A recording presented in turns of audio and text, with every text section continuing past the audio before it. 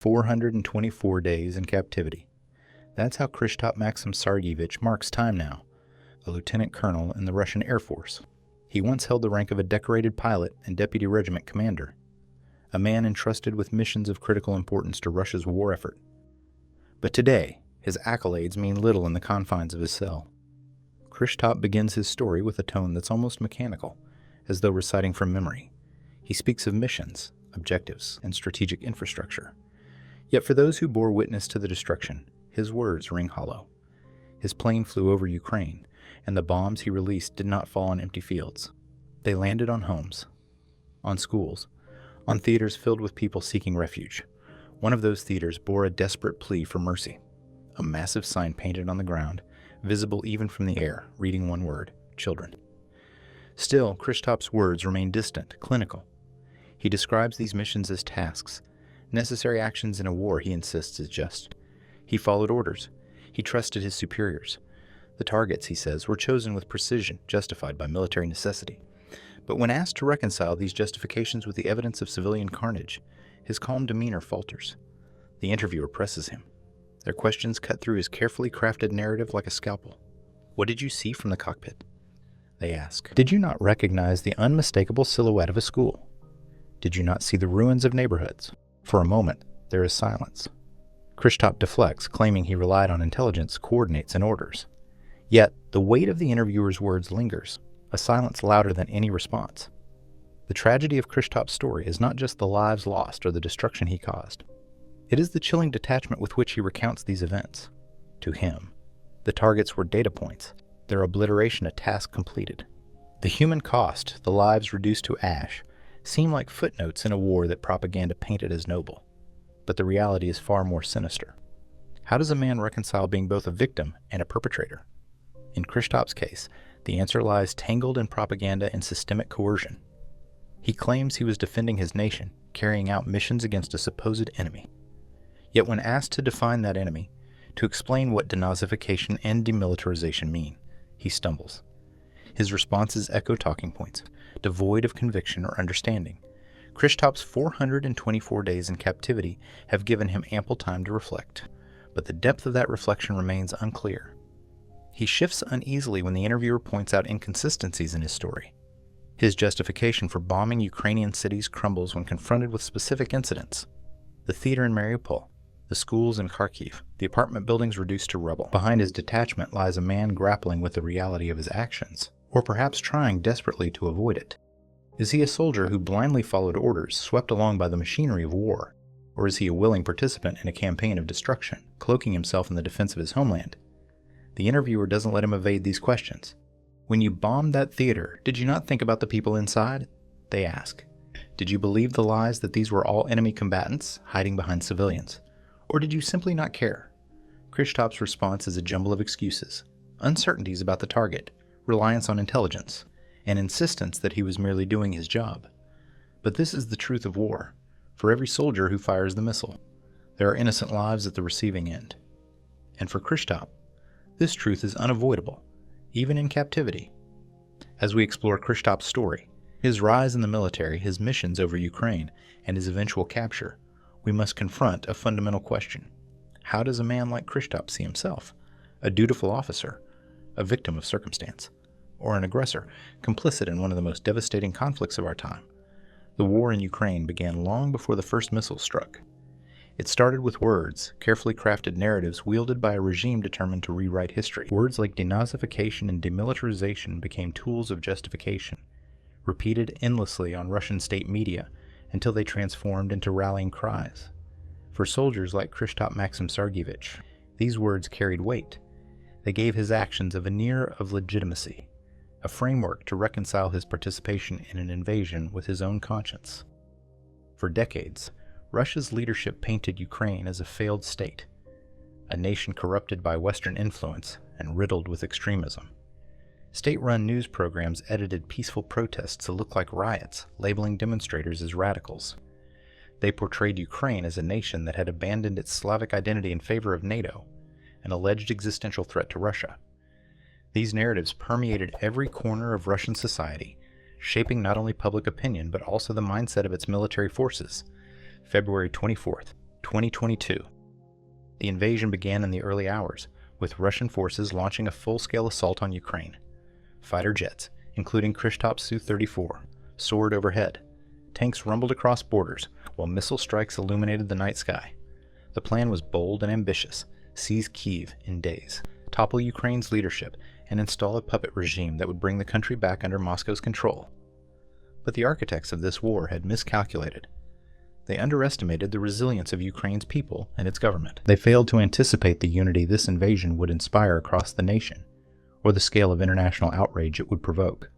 What was meant to be a quick victory became a protracted and brutal conflict, and as this war dragged on, its toll became unbearably clear. The human cost was devastating. Entire neighborhoods were reduced to rubble. In Mariupol, a theater bearing a massive sign that read "Children" became a sight of horror when bombs tore through it. Schools in Kharkiv were destroyed. Apartment buildings collapsed under missile strikes. Families huddled in basements, clutching one another as the walls around them shook. The faces of war were not soldiers. They were mothers, fathers, children. And men like Kryshtop played a direct role in their suffering. Kryshtop's missions, carried out under the guise of denazification, were more than military operations. They were acts of terror. He dropped bombs on cities he had never seen and people he had never met. The targets, he said, were strategic objectives, coordinates given to him by his superiors. But the truth of those missions lies in the craters left behind, the homes obliterated, the lives lost. Why would someone participate in such destruction? The answer lies in the powerful machinery of Russian propaganda. For years, the Kremlin built a narrative that justified aggression against Ukraine. Russian-speaking populations were allegedly under threat. NATO expansion was framed as a direct attack on Russia's sovereignty. These stories, repeated endlessly, created a culture of fear and obedience. For soldiers, the propaganda went even deeper. It became part of their training, their doctrine, their worldview. The men like Kryshtop were taught that they were defenders of the motherland, protectors of Russian identity. And yet, the reality of their missions couldn't have been further from that image. Civilians were killed, infrastructure was destroyed, and Ukraine's cities turned into war zones. From the cockpit of a Su-34, the destruction below was distant, abstract. Coordinates and targets, delivered through digital readouts and orders, replaced the faces of the people he bombed. This distance made it easier for Kryshtop to see himself as a professional simply completing tasks, rather than as a participant in a campaign of terror. But the propaganda could not mask reality forever. The world saw through the lies. Reports of atrocities surfaced. Maternity hospitals bombed, entire families buried under rubble, mass graves discovered in liberated towns. International outrage grew, and the evidence mounted. Even within Russia, whispers of dissent began to surface, though those voices often faced harsh suppression. Kryshtop insists that he didn't know the full extent of the damage his missions caused. He claims he trusted the intelligence, the coordinates, the orders. But can a man truly look at a theater with children painted on the ground and not understand what he is targeting? Can he see a schoolyard reduced to rubble and believe it was an accident? The interviewer's questions pierce through his defenses. Did you see the destruction you left behind? They ask. Did you think about the lives you were taking? His responses are calculated, hesitant. He speaks of duty and following orders. He shifts the blame to superiors, to the system. But his tone betrays him. There is something deeper, something unresolved, as though even he knows these justifications cannot hold under scrutiny. Kryshtop's story mirrors the war itself. It is a tale of propaganda and power, of ordinary individuals swept up in a machine that crushes them even as it uses them to crush others. He is a man who both believed the lies and perpetuated them. He is a perpetrator of atrocities and a victim of the system that compelled him to commit them. But where does accountability begin? For Kryshtop, the line between guilt and manipulation is thin. He claims he had no choice, that his role was predetermined by the circumstances of his life and the orders he was given. Yet, every mission he flew was a choice. Every bomb he dropped was a decision. And the consequences of those decisions cannot be erased, no matter how fervently he repeats the narratives of his government. As we explore Kryshtop's story further, we confront uncomfortable questions. What drives someone to follow orders that lead to the destruction of innocent lives? How much blame lies with the system, and how much with the individual? And perhaps most importantly, can there ever be redemption for those who play a part in a war like this? This is not just Kryshtop's story. It is the story of an entire system, a machine built on lies, fueled by fear, and designed to destroy. And it is a story that demands accountability, not just from those who command, but from those who carry out their orders. Kryshtop Maxim Sergeevich's story begins in control, a man of precision, authority, and purpose. As a lieutenant colonel in the Russian Air Force, he had spent years perfecting his craft, flying missions with efficiency and discipline. But all the discipline in the world couldn't prepare him for what lay ahead. His carefully managed narrative, the story of a soldier carrying out his duty, began to unravel the moment his Su-34 plummeted from the sky over Ukraine. Kryshtop's missions had been framed as part of a noble cause, or so he claimed. He had followed orders to strike strategic infrastructure in Ukraine, railway lines, supply depots, communications hubs. Yet, when pressed, the list of targets grew murkier. Schools, hospitals, residential blocks. His justification was always the same. He trusted the intelligence. He trusted his superiors. He had no reason to doubt the mission. But the ruins left in his wake told another story entirely, one that even his rehearsed explanations couldn't smooth over. And then came the moment of his downfall. Kryshtop was flying yet another mission over Ukrainian territory when disaster struck. His aircraft was hit by anti-aircraft fire, and the explosion ripped through the fuselage with brutal force. The shock of impact killed his navigator instantly, and Kryshtop barely managed to eject in time. As he floated to the ground in hostile territory, the realization hit him. The predator had become the prey. The man who had rained destruction from the skies was now vulnerable, his fate out of his hands. When Ukrainian forces captured Kryshtop, it was a stark transformation. The uniform that had once symbolized power and authority now marked him as a symbol of aggression, an invader. His days as a pilot, detached from the destruction below, were over. Now, he was face to face with the consequences of his actions, surrounded by the very people whose lives had been shattered by his missions. But it was not just the loss of freedom that defined Kryshtop's captivity. It was the systematic dismantling of the narrative he had built around himself. In his mind, he was a soldier, following orders, playing his part in a larger plan. But the interrogations began to peel away these layers, exposing contradictions and forcing him to confront uncomfortable truths. The interviewer played a pivotal role in this unraveling. Their questions were not just inquiries, they were challenges. You bombed cities, they stated. You bombed civilian buildings. Do you deny it? Kryshtop's responses were calculated. I followed coordinates, he would say. I trusted my commanders. But the interviewer pressed further. Did you see the destruction? Did you know what you were targeting? His silence spoke volumes. The interviewer wasn't content to let him hide behind excuses. They brought up specifics, names of cities, incidents that had been documented, the lives lost as a direct result of his missions. One moment stood out, the bombing of a theater marked with the word children painted in massive letters on the ground. When questioned about it, Kryshtop's voice faltered. I didn't know, he claimed. I was following orders, but the interviewer didn't relent. Did you not think to question those orders? Did you not see the sign? The weight of these questions began to bear down on Kryshtop. His narrative of duty and obedience started to crumble.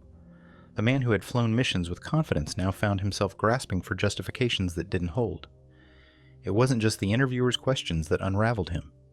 It was the evidence, the undeniable truth of the destruction he had caused. This was the conflict at the heart of Kryshtop's story, the tension between the image he tried to present and the reality that emerged through questioning. He wanted to be seen as a dutiful officer, a man caught in the machinery of war. For soldiers like Kryshtop Maxim Sergeevich, the psychological and physical toll was profound, though it often went unacknowledged in the culture of the Russian military. Soldiers were expected to suppress their emotions, to endure silently, to focus on their missions and nothing else. But captivity forced Maxim to confront the damage that war had done, not just to him, but to countless others like him. The first layer of the toll was psychological. Maxim had always relied on detachment to carry out his missions, treating each target as a set of coordinates and every strike as a technical achievement. But in captivity, that detachment began to unravel. He was haunted by images of the destruction he had caused, the crumbled buildings, the burning neighborhoods, the lives extinguished by his bombs. He couldn't escape the faces of the victims shown to him during interrogations, their eyes filled with fear, grief, and incomprehension. Sleep became a battleground of its own. Maxim often lay awake, his mind replaying the moments before and after each strike. He thought of the school he had bombed, its playground now a graveyard of twisted metal and rubble. He thought of the theater in Mariupol, where hundreds of civilians had died despite the massive Siadrin sign on the roof. He thought of the hospital, its patients buried beneath the debris. These memories crept into his dreams, transforming into nightmares that jolted him awake in a cold sweat. The guilt was compounded by the knowledge that he had been a willing participant in the war. Unlike some conscripts, Maxim had chosen his path. He had trained for years to become a pilot, had embraced the discipline and structure of the military, and had carried out his missions with precision and pride. Now that pride felt like a betrayal, not just of himself, but of the values he had once believed in. The toll on the body was equally significant. While Maxim had avoided physical injury during his missions, the strain of war left its mark in other ways. The long hours in the cockpit, the constant adrenaline, the lack of proper nutrition during deployments, all of it had taken a toll on his health. Even in captivity, he could feel the lingering effects, the tightness in his chest, the fatigue that seemed to settle in his bones, the aches that came from months of stress and tension. Maxim's fellow prisoners bore even more visible signs of the war's toll. During their brief interactions in the prison yard, he saw soldiers with missing limbs, scars crisscrossing their faces, and eyes hollowed by trauma. Many of these men were young conscripts, barely out of their teens, who had been thrust into battle with minimal training and inadequate equipment. They carried the physical reminders of their service, but the emotional scars were harder to see. Some of these men tried to mask their pain with bravado, joking about their injuries or recounting their missions with exaggerated confidence. But others couldn't hide their despair. One conscript, Ivan, confided in Maxim during a rare moment of vulnerability. "I didn't want to be here," he said, his voice trembling. "I thought I was signing up for a job, not this. I didn't know what we were doing until it was too late." Maxim saw similar pain in the faces of the Ukrainian soldiers who guarded him. Though they were on the other side of the conflict, their exhaustion was palpable. They carried their rifles with practiced ease, but their movements were slower, their gazes heavier. Many of them had lost loved ones in the war, their grief evident in the way they spoke or didn't speak. For these men and women, the war wasn't just a duty. It was a personal battle, fought in defense of their homes and families. The cost of war wasn't confined to the battlefield. Soldiers on both sides carried their pain back to their families, to their communities, to their futures. For Russian soldiers like Maxim, the propaganda that had motivated them to fight offered little comfort in the aftermath. The glory they had been promised was replaced by guilt, shame, and a sense of betrayal. For Ukrainian soldiers, the knowledge that they were defending their homeland did little to lessen the grief of loss or the weight of their sacrifices. Maxim's interrogators made a point of emphasizing this shared burden. "You're not the only one suffering," one said during a session. "The people you bombed, the soldiers who fought to stop you, the families who lost loved ones, they all bear the cost of this war. You thought you were above it, flying high in your jet, but now you see. No one escapes unscathed." These words stayed with Maxim long after the session ended. He thought about Yuri, his navigator, who had died in the downing of their plane. Yuri had been skeptical of their missions, sometimes voicing quiet doubts that Maxim had dismissed. "Do you ever wonder if we're doing the right thing?" Yuri had asked once, his tone hesitant but sincere. At the time, Maxim had brushed him off, unwilling to confront the question. Now, Yuri's words felt like an indictment of everything he had ignored. The psychological toll of the war was compounded by the lack of support for soldiers once their service ended.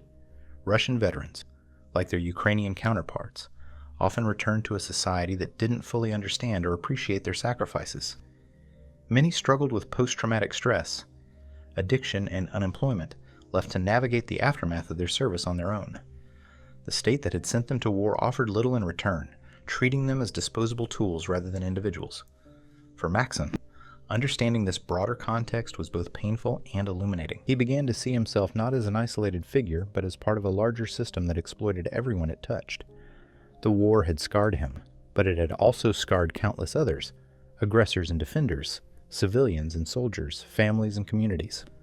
The cost was measured not just in lives lost, but in futures shattered, in trust eroded, and a shared humanity diminished. As Maxim sat in his cell, reflecting on the war's toll, he realized that its true cost could never be fully calculated. It wasn't just the buildings destroyed or the people killed. It was the weight carried by every soldier who had fought, every family who had suffered, every community torn apart. And for Maxim, that weight was something he would carry for the rest of his life. In the stark silence of his captivity, Kryshtop Maxim Sergeevich was confronted with the human stories behind the devastation he had caused. These weren't abstract concepts or faceless numbers anymore. They were lives, filled with hope, joy, and struggle, turned to rubble by his bombs. What struck him most was not just the suffering of the Ukrainian people, but their resilience, a force that seemed to shine even in the darkest moments of war. These stories, revealed to him through interrogations and survivor accounts, painted a picture of humanity that stood in sharp contrast to the detachment he had relied upon as a soldier. One of the stories that stayed with Maxim was that of Oksana, a young mother from Mariupol. She had been preparing dinner for her family when the airstrike hit. The explosion leveled her apartment building, killing her husband and 2 sons. Oksana herself was buried under the rubble for hours before being pulled out by neighbors. Despite her injuries and the loss of her family, she refused to give up. Within weeks, she had joined a volunteer group, delivering food and medical supplies to those still trapped in the city. The interrogators showed Maxim a video of Oksana speaking to reporters, her voice steady despite the visible pain in her eyes. "I lost everything that day," she said, "but I am still here, and as long as I am here, I will fight to help others survive." Her strength left Maxim speechless. He thought of the moment he had released the bombs, the satisfaction he had felt at completing the mission. He had no idea people like Oksana were on the ground, living through the chaos he had unleashed. Another story was that of Ivan, a teenage boy from Kharkiv, whose school was destroyed in one of Maxim's airstrikes. Ivan had been sitting in his classroom when the bombs fell, killing several of his classmates and injuring many others. Despite the trauma, Ivan had become a symbol of resilience in his community, organizing makeshift classes in a nearby basement to ensure that the younger children didn't miss out on their education. When asked how he found the strength to continue, Ivan simply replied, "We have to rebuild. We can't let them destroy our future." The interviewer juxtaposed Ivan's story with footage of the school's ruins. Children's drawings scattered among the debris, tiny desks splintered and overturned, the walls blackened by fire. "You did this," the interviewer said, their voice cutting through the silence. "And yet they refused to let you take their hope." Maxim couldn't look at the footage for long. He thought about the briefings that had described the school as a command center and the ease with which he had accepted that narrative. He had seen the school from the air, its bright colors and playground equipment unmistakable. But he hadn't thought twice about the people inside. Now, faced with Ivan's story, he couldn't escape the truth. His detachment had allowed him to destroy lives without hesitation. There was also the story of Olga, an elderly woman who had lost her home in an airstrike that targeted a nearby power plant. At 76 years old, Olga had lived through World War II as a child and never thought she would experience such destruction again. After the strike, she joined a community effort to rebuild homes, her frail hands working tirelessly to clear debris and lay bricks. When asked why she chose to help instead of leaving the city, she answered simply, "This is my home. No matter what they destroy, I will always rebuild." These stories of resilience stood in stark contrast to Maxim's own actions. He had carried out his missions with precision and professionalism, relying on detachment to shield himself from the consequences. The Ukrainian people, on the other hand, faced the destruction head-on, refusing to let it define them. Their courage and determination highlighted the emptiness of Maxim's justifications, exposing the profound difference between those who inflicted harm and those who endured it. Maxim also learned about the ways Ukrainian communities came together in the face of unimaginable loss. In one small town, neighbors had turned the remains of a bombed-out church into a shelter for displaced families, pooling their resources to provide food and warmth. In another, a group of women had formed a support network to care for orphaned children, many of whom had lost their parents in airstrikes. These acts of solidarity were a testament to the resilience of the human spirit, a defiance of the forces that sought to break them. The interrogators didn't let Maxim forget his role in this destruction. They showed him images of the bombed church, its roof caved in, its pews splintered and charred. "You thought this was a military target," one said, "but this is what you destroyed." And yet, even in ruins, they find a way to rebuild. Maxim felt a deep sense of shame as he listened to these stories. He had spent years convincing himself that his actions were justified, that he was following orders, that the targets were legitimate. But the resilience of the Ukrainian people, their refusal to be defined by their suffering, made his justifications feel hollow. They had lost everything, yet they continued to fight for their homes, their communities, their futures. What had he fought for? And at what cost? In the quiet of his cell, these stories lingered in Maxim's mind. He thought of Oksana's strength, Ivan's determination, Olga's quiet defiance. He thought of the people he had never met but whose lives he had irrevocably altered. And for the first time, he allowed himself to truly feel the weight of his actions, not as a soldier, but as a human being. The contrast between his detachment and their resilience was stark and humbling. Maxim had relied on distance to carry out his missions, flying high above the destruction he caused. But the people on the ground had no such luxury. They faced the consequences with courage and grace, rebuilding their lives even as the bombs continued to fall. These stories didn't absolve Maxim of his guilt, but they changed him. They forced him to see the humanity he had ignored, to recognize the strength and dignity of the people he had once viewed as targets. And while he couldn't undo the harm he had caused, he carried these stories with him as a reminder of the resilience of the human spirit, a resilience that, even in the face of war, refused to be extinguished. Kryshtop Maxim Sergeevich had always considered himself a disciplined soldier, a man who followed orders and carried out his duties with precision. But in the stillness of captivity, stripped of his rank and the rigid structures of the military, he found himself facing questions he had long avoided. The morality of his actions, the choices he had made, the lives he had destroyed, all of it loomed large in his mind, forcing him into a confrontation with his own conscience. One of the earliest moments of reflection came during an interrogation when the interviewer asked him a simple but piercing question. "Do you believe you were on the right side of history?" The question left Kryshtop stunned. He had never thought about the war in those terms. Right or wrong, just or unjust, these were not considerations he had allowed himself to entertain. His world had been one of orders, objectives, and outcomes. Morality had no place in that framework. "I don't know," he admitted quietly, his voice unsteady. It was the first time he had spoken those words aloud, and they carried a weight that lingered long after the session ended. As the days turned into weeks, Kryshtop found himself revisiting his missions with a new perspective. He thought about the school he had bombed in Kharkiv, the hospital in Mariupol, the theater filled with children. At the time, he had justified these actions as necessary, trusting the intelligence that framed these targets as legitimate threats. But the interviewer revealed him as something more complicated. A man complicit in atrocities, whether by intent or by compliance. As the interrogations continued, it became clear that this wasn't just about one man's actions. Kryshtop's story was a reflection of the entire system that created him. A system of propaganda, fear, and control that allowed individuals to commit horrific acts while convincing themselves they were just fulfilling their roles. But where does that leave responsibility? Can a soldier truly hide behind orders? Or does the weight of those decisions fall squarely on his shoulders? Kryshtop's struggle with these questions became a key part of his captivity. His responses to the interviewer revealed a man grappling with his role in a war he could no longer justify, at least not convincingly. As we delve deeper into his story, we see a battle not just between him and his captors, but within himself, a battle to reconcile the man he thought he was with the reality of what he had done. It is this unraveling, this collision of justifications and truths, that sets the stage for the deeper exploration of Kryshtop's life. The missions, the destruction, the capture. Each moment builds toward the larger question of accountability. And in Kryshtop's case, the answers are far from simple. The story of Kryshtop Maxim Sergeevich is not just about one man.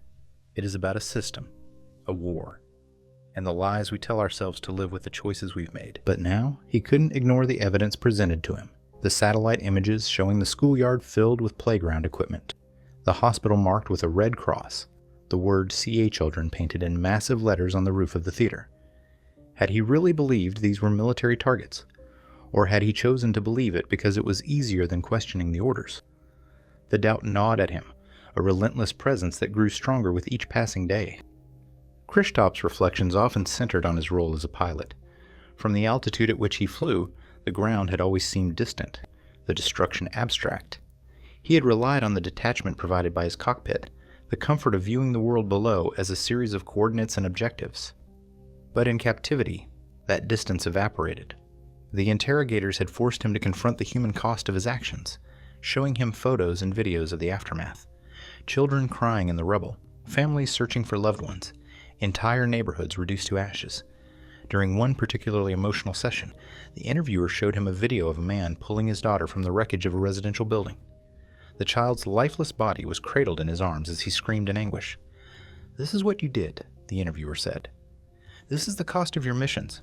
Do you still think you were just following orders?" Kryshtop couldn't look at the screen. His hands trembled, his heart raced, and for the first time, tears filled his eyes. "I didn't know," he whispered, but the words felt hollow, even to him. The truth was, he hadn't wanted to know. Ignorance had been a shield, one he had willingly embraced. The morality of his actions also became a subject of internal debate. Kryshtop had always framed himself as a professional, someone who executed missions with precision and discipline. But was professionalism enough to absolve him of responsibility? He began to wonder if his commitment to duty had blinded him to the ethical implications of his work. Was it enough to follow orders, or did he have a duty to question them when they led to harm? He thought about his navigator, Yuri, whose ejection seat had failed during the downing of their plane. Yuri had often voiced quiet doubts about their missions, asking questions that Kryshtop had dismissed as unnecessary sentiment. "Do you ever think about what happens after we drop the bombs?" Yuri had asked once. At the time, Kryshtop had brushed off the question, focusing instead on the technical aspects of their work. But now, Yuri's words echoed in his mind, a reminder of the moral blind spots he had ignored. One night, lying awake in his cell, Kryshtop allowed himself to fully confront the question of accountability.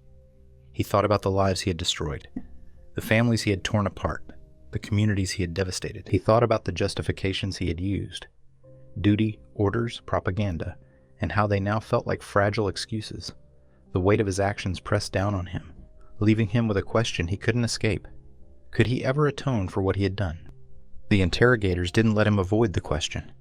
"Do you think you deserve forgiveness?" one asked during a session. "I don't know," Kryshtop replied, his voice barely audible. "How can I ask for forgiveness when I can't forgive myself?" The interviewer leaned forward, their tone unrelenting. "Then what will you do with the guilt? Will you let it consume you, or will you use it to take responsibility?" Kryshtop didn't have an answer. Responsibility felt like an abstract concept, one that couldn't undo the harm he had caused. But he began to see the importance of acknowledging the truth, not to absolve himself, but to ensure that the system that had shaped him, the system that had exploited soldiers like him and devastated civilian lives, could be exposed. As the weeks passed, Kryshtop's reflections grew deeper. He no longer saw himself as a passive participant in the war. He began to understand that his actions, his choices, had consequences far beyond what he had imagined. The morality of his actions was no longer a question of black and white, but a complex web of complicity, ignorance, and the desire to avoid accountability. In the quiet of his cell, Kryshtop made a promise to himself. If he ever had the chance to speak out, to tell his story, he would do so honestly. He wouldn't hide behind excuses or propaganda. He would face the morality of his actions head on, even if it meant confronting the worst parts of himself. It was a small step, but for Kryshtop, it was the beginning of a reckoning, a painful but necessary journey toward understanding the true cost of his choices and the possibility, however faint, of redemption. Kryshtop Maxim Sergeevich had always considered himself a disciplined soldier, a man who followed orders and carried out his duties with precision. But in the stillness of captivity, stripped of his rank and the rigid structures of the military, he found himself facing questions he had long avoided. The morality of his actions, the choices he had made, the lives he had destroyed, all of it loomed large in his mind, forcing him into a confrontation with his own conscience. One of the earliest moments of reflection came during an interrogation when the interviewer asked him a simple but piercing question. "Do you believe you were on the right side of history?" The question left Kryshtop stunned. He had never thought about the war in those terms. Right or wrong, just or unjust, these were not considerations he had allowed himself to entertain. His world had been one of orders, objectives, and outcomes. Morality had no place in that framework. "I don't know," he admitted quietly, his voice unsteady. It was the first time he had spoken those words aloud, and they carried a weight that lingered long after the session ended. As the days turned into weeks, Kryshtop found himself revisiting his missions with a new perspective. He thought about the school he had bombed in Kharkiv, the hospital in Mariupol, the theater filled with children. At the time, he had justified these actions as necessary, trusting the intelligence that framed these targets as legitimate threats. But now, he couldn't ignore the evidence presented to him. The satellite images showing the schoolyard filled with playground equipment, the hospital marked with a red cross, the word C.A. Eldrin painted in massive letters on the roof of the theater. Had he really believed these were military targets? Or had he chosen to believe it because it was easier than questioning the orders? The doubt gnawed at him, a relentless presence that grew stronger with each passing day. Kryshtop's reflections often centered on his role as a pilot. From the altitude at which he flew, the ground had always seemed distant, the destruction abstract.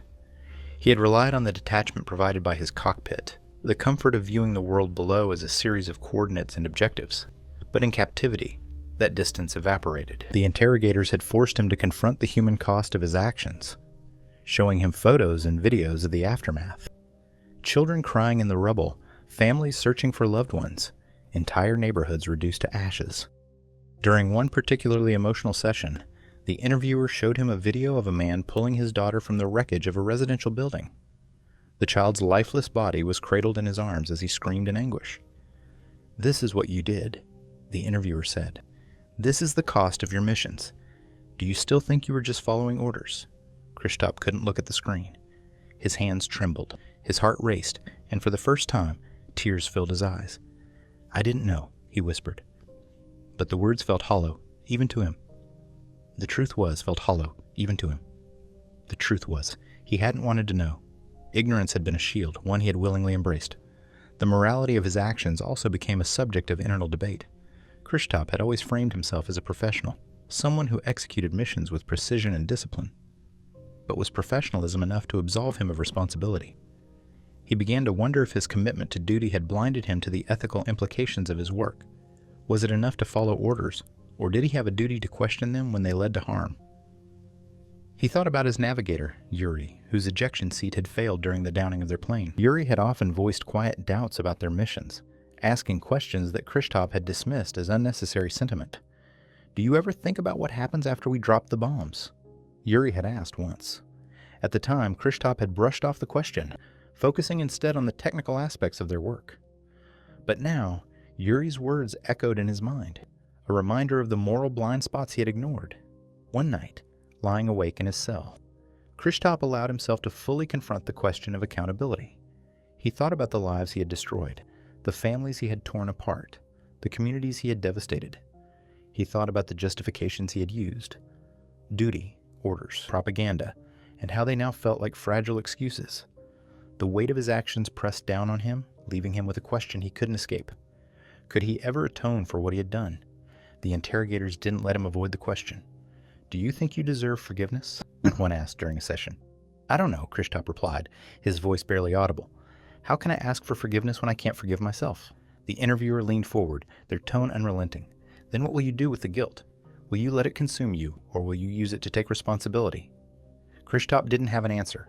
Responsibility felt like an abstract concept, one that couldn't undo the harm he had caused. But he began to see the importance of acknowledging the truth, not to absolve himself, but to ensure that the system that had shaped him, the system that had exploited soldiers like him and devastated civilian lives, could be exposed. As the weeks passed, Kryshtop's reflections grew deeper. He no longer saw himself as a passive participant in the war. He began to understand that his actions, his choices, had consequences far beyond what he had imagined. The morality of his actions was no longer a question of black and white, but a complex web of complicity, ignorance, and the desire to avoid accountability. In the quiet of his cell, Kryshtop made a promise to himself: if he ever had the chance to speak out, to tell his story, he would do so honestly. He wouldn't hide behind excuses or propaganda. He would face the morality of his actions head on, even if it meant confronting the worst parts of himself. It was a small step, but for Kryshtop, it was the beginning of a reckoning, a painful but necessary journey toward understanding the true cost of his choices and the possibility, however faint, of redemption. Justice serves as the bridge between the devastation of war and the hope for healing. For victims of atrocities like those committed by Kryshtop Maxim Sergeevich, it is not merely about retribution. It is a necessity for closure, accountability, and the rebuilding of trust in a fractured world. As Kryshtop reflected on the actions that had led him to captivity, the importance of justice began to loom large in his mind, both as a way to hold people like him accountable and as a means of offering some solace to the victims left in the wake of war. The interrogators made it clear that Kryshtop's role in the bombing of Ukrainian cities was not an isolated incident. His actions were part of a broader system that had targeted civilians under the guise of military objectives. Hospitals, schools, theaters, and residential areas had been leveled in strikes that showed a blatant disregard for international laws of war. Justice, one interrogator explained, isn't just about punishing individuals. It's about ensuring this doesn't happen again. This broader perspective was something Kryshtop had never considered during his missions. As a pilot, his world was narrowly focused on orders and execution. The moral and legal implications of his actions were someone else's responsibility, or so he had told himself. But now, faced with evidence of the destruction he had caused, he began to understand the scale of the injustice he had been part of. The victims, Kryshtop learned, didn't just seek punishment for those responsible, they wanted acknowledgement. Survivors of his airstrikes spoke about the need for their stories to be heard, for the truth to be recognized. In one testimony, a woman who had lost her entire family in a bombing said, "They cannot bring my children back, but they can say their names. They can admit what they did." This yearning for acknowledgement resonated with Kryshtop. During one interrogation, the interviewer asked him directly, "Do you think justice is just about punishment, or do you think it's about truth?" Kryshtop hesitated, then answered quietly, "I think it's about both." The interviewer leaned forward, their voice steady. "Justice is not revenge. It's a process. For the victims, it's about knowing their suffering isn't ignored. For the perpetrators, it's about confronting the reality of what they've done. Justice, Kryshtop began to see, was also about healing, both for individuals and for societies torn apart by war. In Ukraine, communities devastated by airstrikes were beginning to rebuild, but the scars of the conflict were deep. Entire neighborhoods had been flattened, families were displaced, and survivors carried the weight of grief and trauma. Justice offered a framework for addressing these wounds, for creating a space where victims could find some semblance of peace. One story that struck Kryshtop deeply was that of a man named Petro, who had lost his wife and daughter in a bombing. Instead of succumbing to despair, Petro had become an advocate for justice, collecting testimonies from survivors and documenting evidence of war crimes. When asked why he had taken on this role, Petro replied, "Because justice is the only thing that keeps us human. Without it, all we have is anger and hatred." His narrative, once carefully controlled, is now exposed, and what remains is a man stripped of illusions, forced to face the consequences of his actions. Kryshtop Maxim Sergeevich was born in Krasnoyarsk, a city that stretched along the banks of the Yenisei River. Its towering smokestacks and sprawling factories defined the skyline, and the distant hum of machinery seemed constant, even at night. For those who lived there, the city represented both resilience and resignation, a place where life was stable but aspirations rarely soared higher than the factory gates. For young Maxim, however, the skies above Krasnoyarsk seemed to hold something more. Even as a child, he was captivated by the sight of planes. On weekends, he would sit on a hill outside the city, watching as aircraft disappeared into the horizon, trailing white lines across the vast Siberian sky. To Maxim, those planes were symbols of freedom, of a life beyond the rigid routines of his industrial hometown. He dreamed of being in the cockpit, soaring far above the grit and grind of the city below. His family supported his dreams, but their lives were far from luxurious. His father worked long shifts at a local factory, returning home exhausted but determined to provide for his children. His mother, a teacher, spent her evenings correcting papers and planning lessons, balancing the household responsibilities with her dedication to education. This sentiment stayed with Kryshtop, forcing him to reevaluate his own role in the war. He had always seen himself as a professional, a soldier fulfilling his duty. But now he realized that his professionalism had been co-opted by a system that operated without regard for justice or humanity. The orders he had followed so faithfully had not been rooted in righteousness, but in expedience and power. The legal mechanisms of justice were another revelation for Kryshtop. The interrogators explained the importance of international law, the Geneva Conventions, and the principles that govern the conduct of war. These laws weren't just abstract ideals. They were safeguards designed to protect civilians, to ensure that even in the chaos of conflict, there were limits to what could be justified. Kryshtop had violated these laws, and now he faced the consequences. But justice wasn't just about the courtroom or legal proceedings. It was also about reconciliation. In some communities, efforts were underway to foster dialogue between victims and perpetrators, to create spaces where truth could be shared and acknowledged. These initiatives weren't easy, and they weren't always successful. But for many, they represented a path forward, a way to begin healing the divisions that war had created. For Kryshtop, the concept of reconciliation was particularly difficult to grapple with. How could he face the people whose lives he had destroyed? How could he ask for forgiveness when he couldn't forgive himself? And yet, he began to see that justice wasn't about absolution. It was about responsibility. It was about admitting what he had done, acknowledging the harm he had caused, and being willing to face the consequences. One day, during an interrogation, the interviewer asked him, "Do you think you deserve justice?" Kryshtop thought for a long moment before answering. "I think I deserve accountability," he said, "but justice isn't for me. It's for the people I've hurt." The interviewer nodded, their expression unreadable. "Then take responsibility. Tell the truth. That's where justice starts." Justice, Kryshtop realized, was not a singular act, but a process, a journey that required courage from both victims and perpetrators. It was about breaking the cycle of violence, about ensuring that future generations wouldn't have to endure the same suffering. For Kryshtop, it was a daunting prospect, but it was also one he couldn't ignore. As he sat alone in his cell, the stories of survivors and the principles of justice echoed in his mind. He thought about the people who had lost everything in his airstrikes, the communities struggling to rebuild, the children who would grow up without parents because of his actions. And he thought about the role justice could play, not just in holding him accountable, but in giving those victims a voice. Kryshtop didn't know if he could ever fully atone for his actions, but he began to understand that justice wasn't about erasing the past. It was about facing it.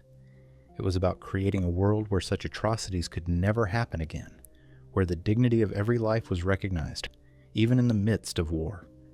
And while he couldn't undo what he had done, he could take the first step toward accountability by acknowledging the truth. For the victims, for himself, and for the possibility of a better future, he knew that justice was not just important. It was essential. The lessons of Kryshtop Maxim Sergeevich's story are not confined to his actions or even to the war in Ukraine. They resonate far beyond, offering a stark reminder of the dangers of unchecked propaganda, the necessity of accountability, and the profound human cost of war. As he reflected on his journey, from a soldier who unquestioningly followed orders to a prisoner grappling with the consequences of his actions, Kryshtop's story became a case study in the systemic failures that enable atrocities and the personal choices that perpetuate them. The power and perils of propaganda. One of the clearest lessons from Kryshtop's experience is the immense power of propaganda. The narratives fed to him over years of military service shaped not just his worldview but his sense of morality and duty. The language of denazification and demilitarization gave his missions a veneer of legitimacy, allowing him to carry out actions that, in another context, he might have questioned. Propaganda doesn't just distort facts, it reshapes perception, turning atrocities into acts of service and civilian casualties into collateral damage. Kryshtop's interrogators exposed the fragility of these narratives, presenting him with evidence that contradicted the stories he had believed. For the first time, he saw the individuals behind the targets. Families, children, people going about their lives before his bombs turned their world to rubble. It was a painful reckoning, but it revealed a vital truth. Propaganda thrives on dehumanization. By reducing enemies to abstract threats, it makes violence easier to justify. The lesson for the future is clear. Combating propaganda requires vigilance and critical thinking. It means questioning narratives, seeking out diverse perspectives, and holding those in power accountable for the messages they disseminate. For soldiers and civilians alike, it's a reminder that accepting information without scrutiny can have devastating consequences. Accountability as a safeguard. Kryshtop's story also underscores the importance of accountability, not just for individuals, but for systems.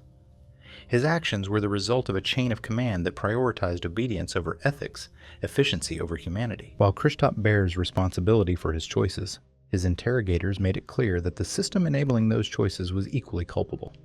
Corruption, poorly vetted intelligence, and a lack of oversight all contributed to the destruction he caused. Accountability serves as a safeguard against these failures.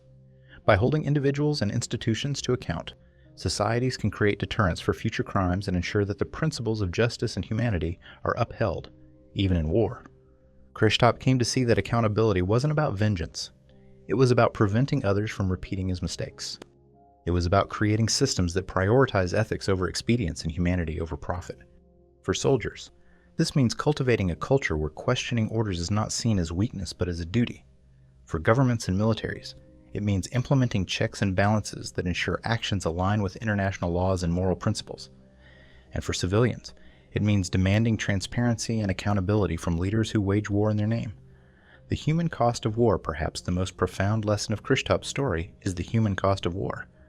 For him, the destruction he caused was once an abstraction, a statistic in a briefing, a plume of smoke seen from thousands of feet in the air.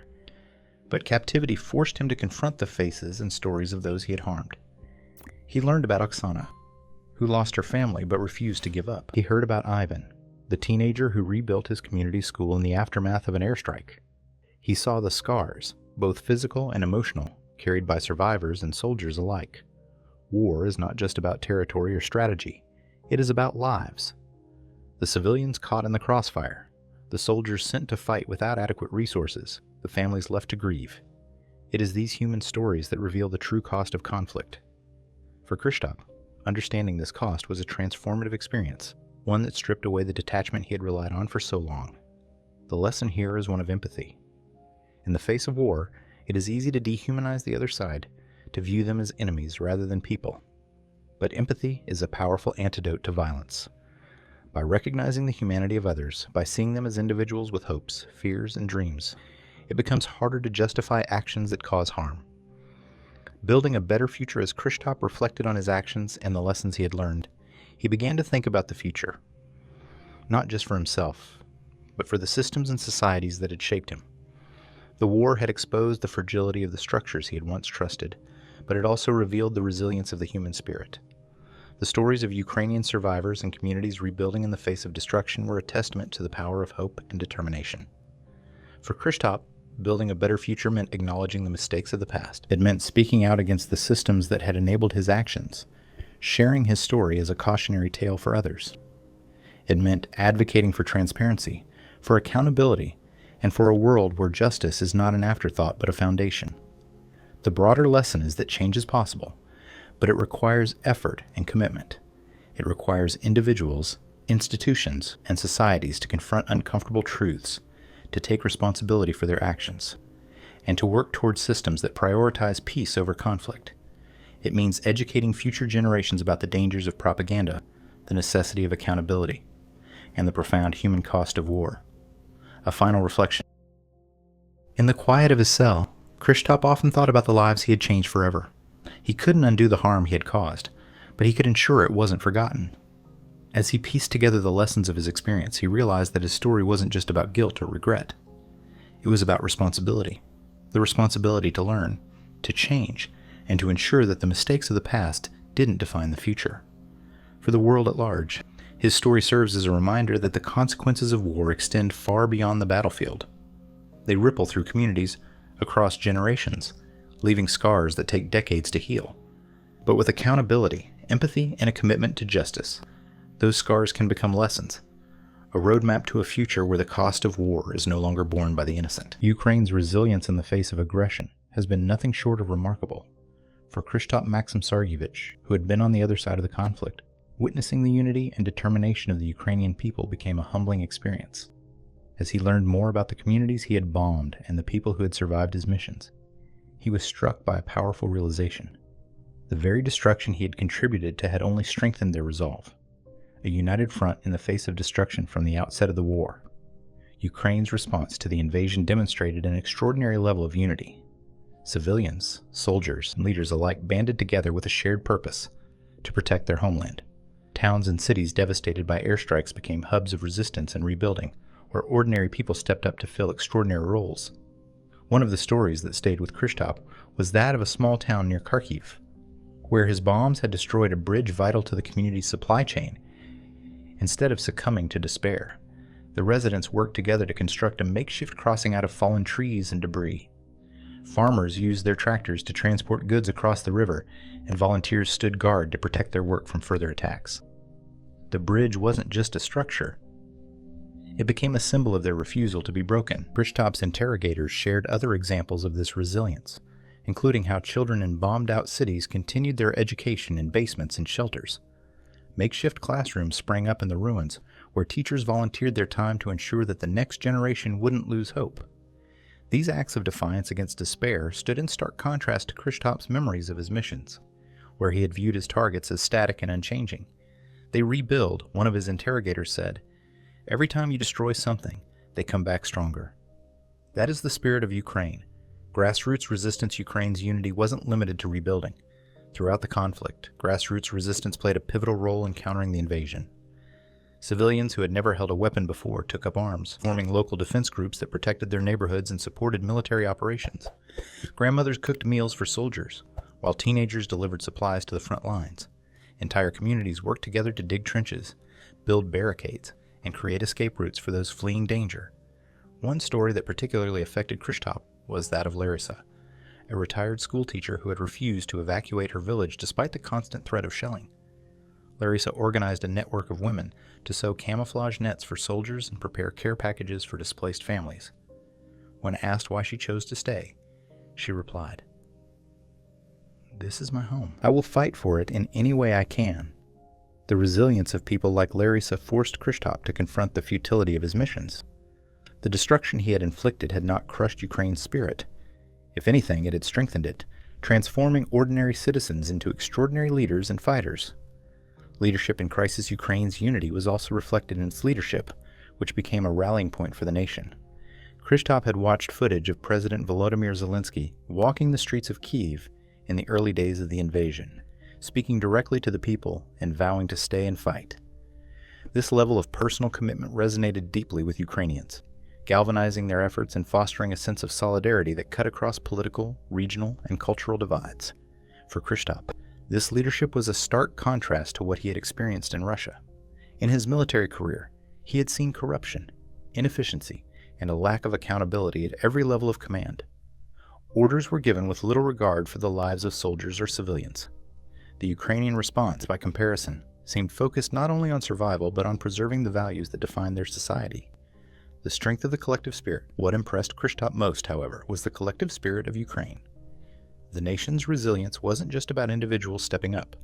It was about communities working together. They were proud of Maxim's ambition, though they rarely spoke of it openly. In a city like Krasnoyarsk, big dreams often felt like indulgences, luxuries few could afford. In school, Maxim showed promise, particularly in science and mathematics. His teachers often commented on his focus and discipline, traits that would later define his career.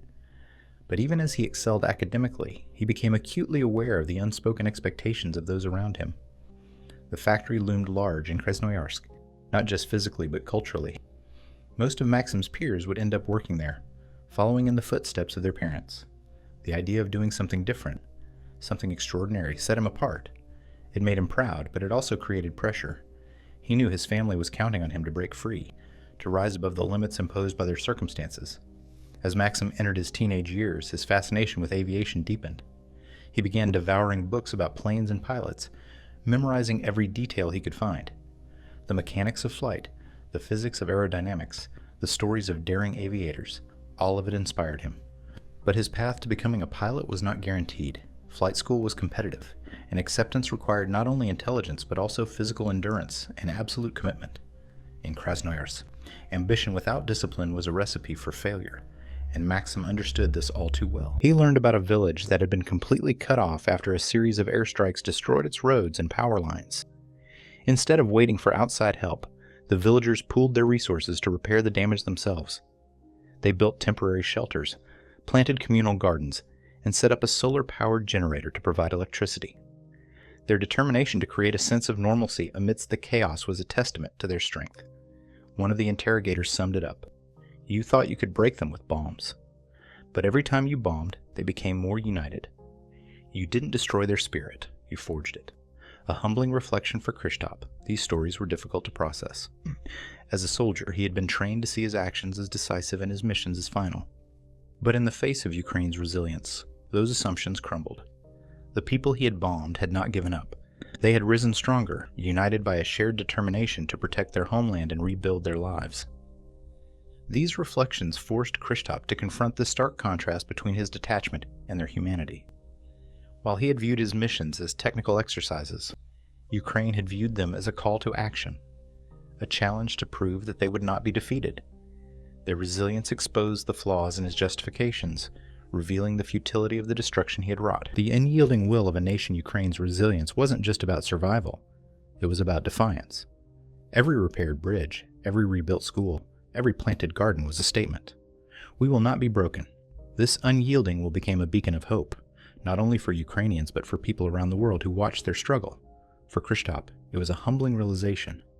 His actions had caused immense suffering, but they had also revealed the strength of the human spirit. In the face of destruction, Ukraine had chosen unity. In the face of aggression, they had chosen resilience. And in the face of war, they had chosen hope. War leaves indelible marks on every life it touches, victims, perpetrators, and witnesses alike. For Kryshtop Maxim Sergeevich, his time in captivity became a period of reckoning, forcing him to confront the devastating consequences of his actions and the broader lessons of the conflict he had participated in.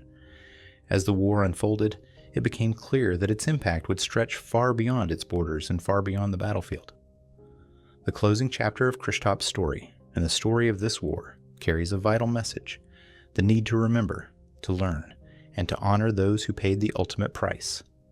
A personal reckoning. Kryshtop's reflections on his role in the war were not easy. He had to face the truth that his decisions, his unquestioning obedience, his reliance on propaganda, his detachment from the human cost, had contributed to the suffering of thousands. He thought of the children who would never return to their classrooms, the families shattered by airstrikes, the communities struggling to rebuild from rubble. Each face, each story, added another weight to his guilt, a reminder of the lives he had changed forever. But Kryshtop also began to see the value of acknowledgement. His interrogators had told him that justice wasn't just about punishment, it was about truth. In accepting responsibility for his actions, and admitting what he had done and why, he hoped to contribute to a broader understanding of the forces that drive war and the choices that sustain it. His story, he realized, was a cautionary tale, not just for soldiers, but for all who are swept up in the machinery of conflict. Remembering the victims at the heart of every war are the victims, the innocent lives lost, the futures stolen, the dreams cut short. For the people of Ukraine, the cost of the conflict was staggering. Entire neighborhoods reduced to ashes, families separated, never to be reunited, communities uprooted, left to start over with nothing but memories and grief. Kryshtop's thoughts often returned to the individuals whose stories he had heard in captivity. Oksana, the mother who lost her family but chose to help others survive. Ivan, the teenager who rebuilt his school in defiance of despair. Larissa, the elderly woman who stayed in her village to support soldiers and refugees. These were not just victims. They were survivors, embodiments of resilience and hope in the face of unimaginable hardship. To honor the victims, Kryshtop came to believe, was to tell their stories. It was to ensure that their names, their faces, their experiences were not forgotten. It was to recognize their humanity, their dignity, and their courage, even in the darkest of times. And it was to commit to a future where such suffering would never be repeated. The lessons of the conflict. The war in Ukraine revealed profound truths about the human cost of war and the dangers of unchecked power. It exposed how propaganda can distort reality, how corruption can exploit the vulnerable, and how the pursuit of control can lead to devastating consequences. But it also revealed the strength of the human spirit, the ability to endure, to resist, and to rebuild. One of the most important lessons was the need for accountability. Without it, the cycles of violence and exploitation continue, leaving future generations to bear the burden of past mistakes. Accountability isn't just about holding individuals like Kryshtop responsible. It's about addressing the systems that enable atrocities, from corrupt leadership to the narratives that justify harm.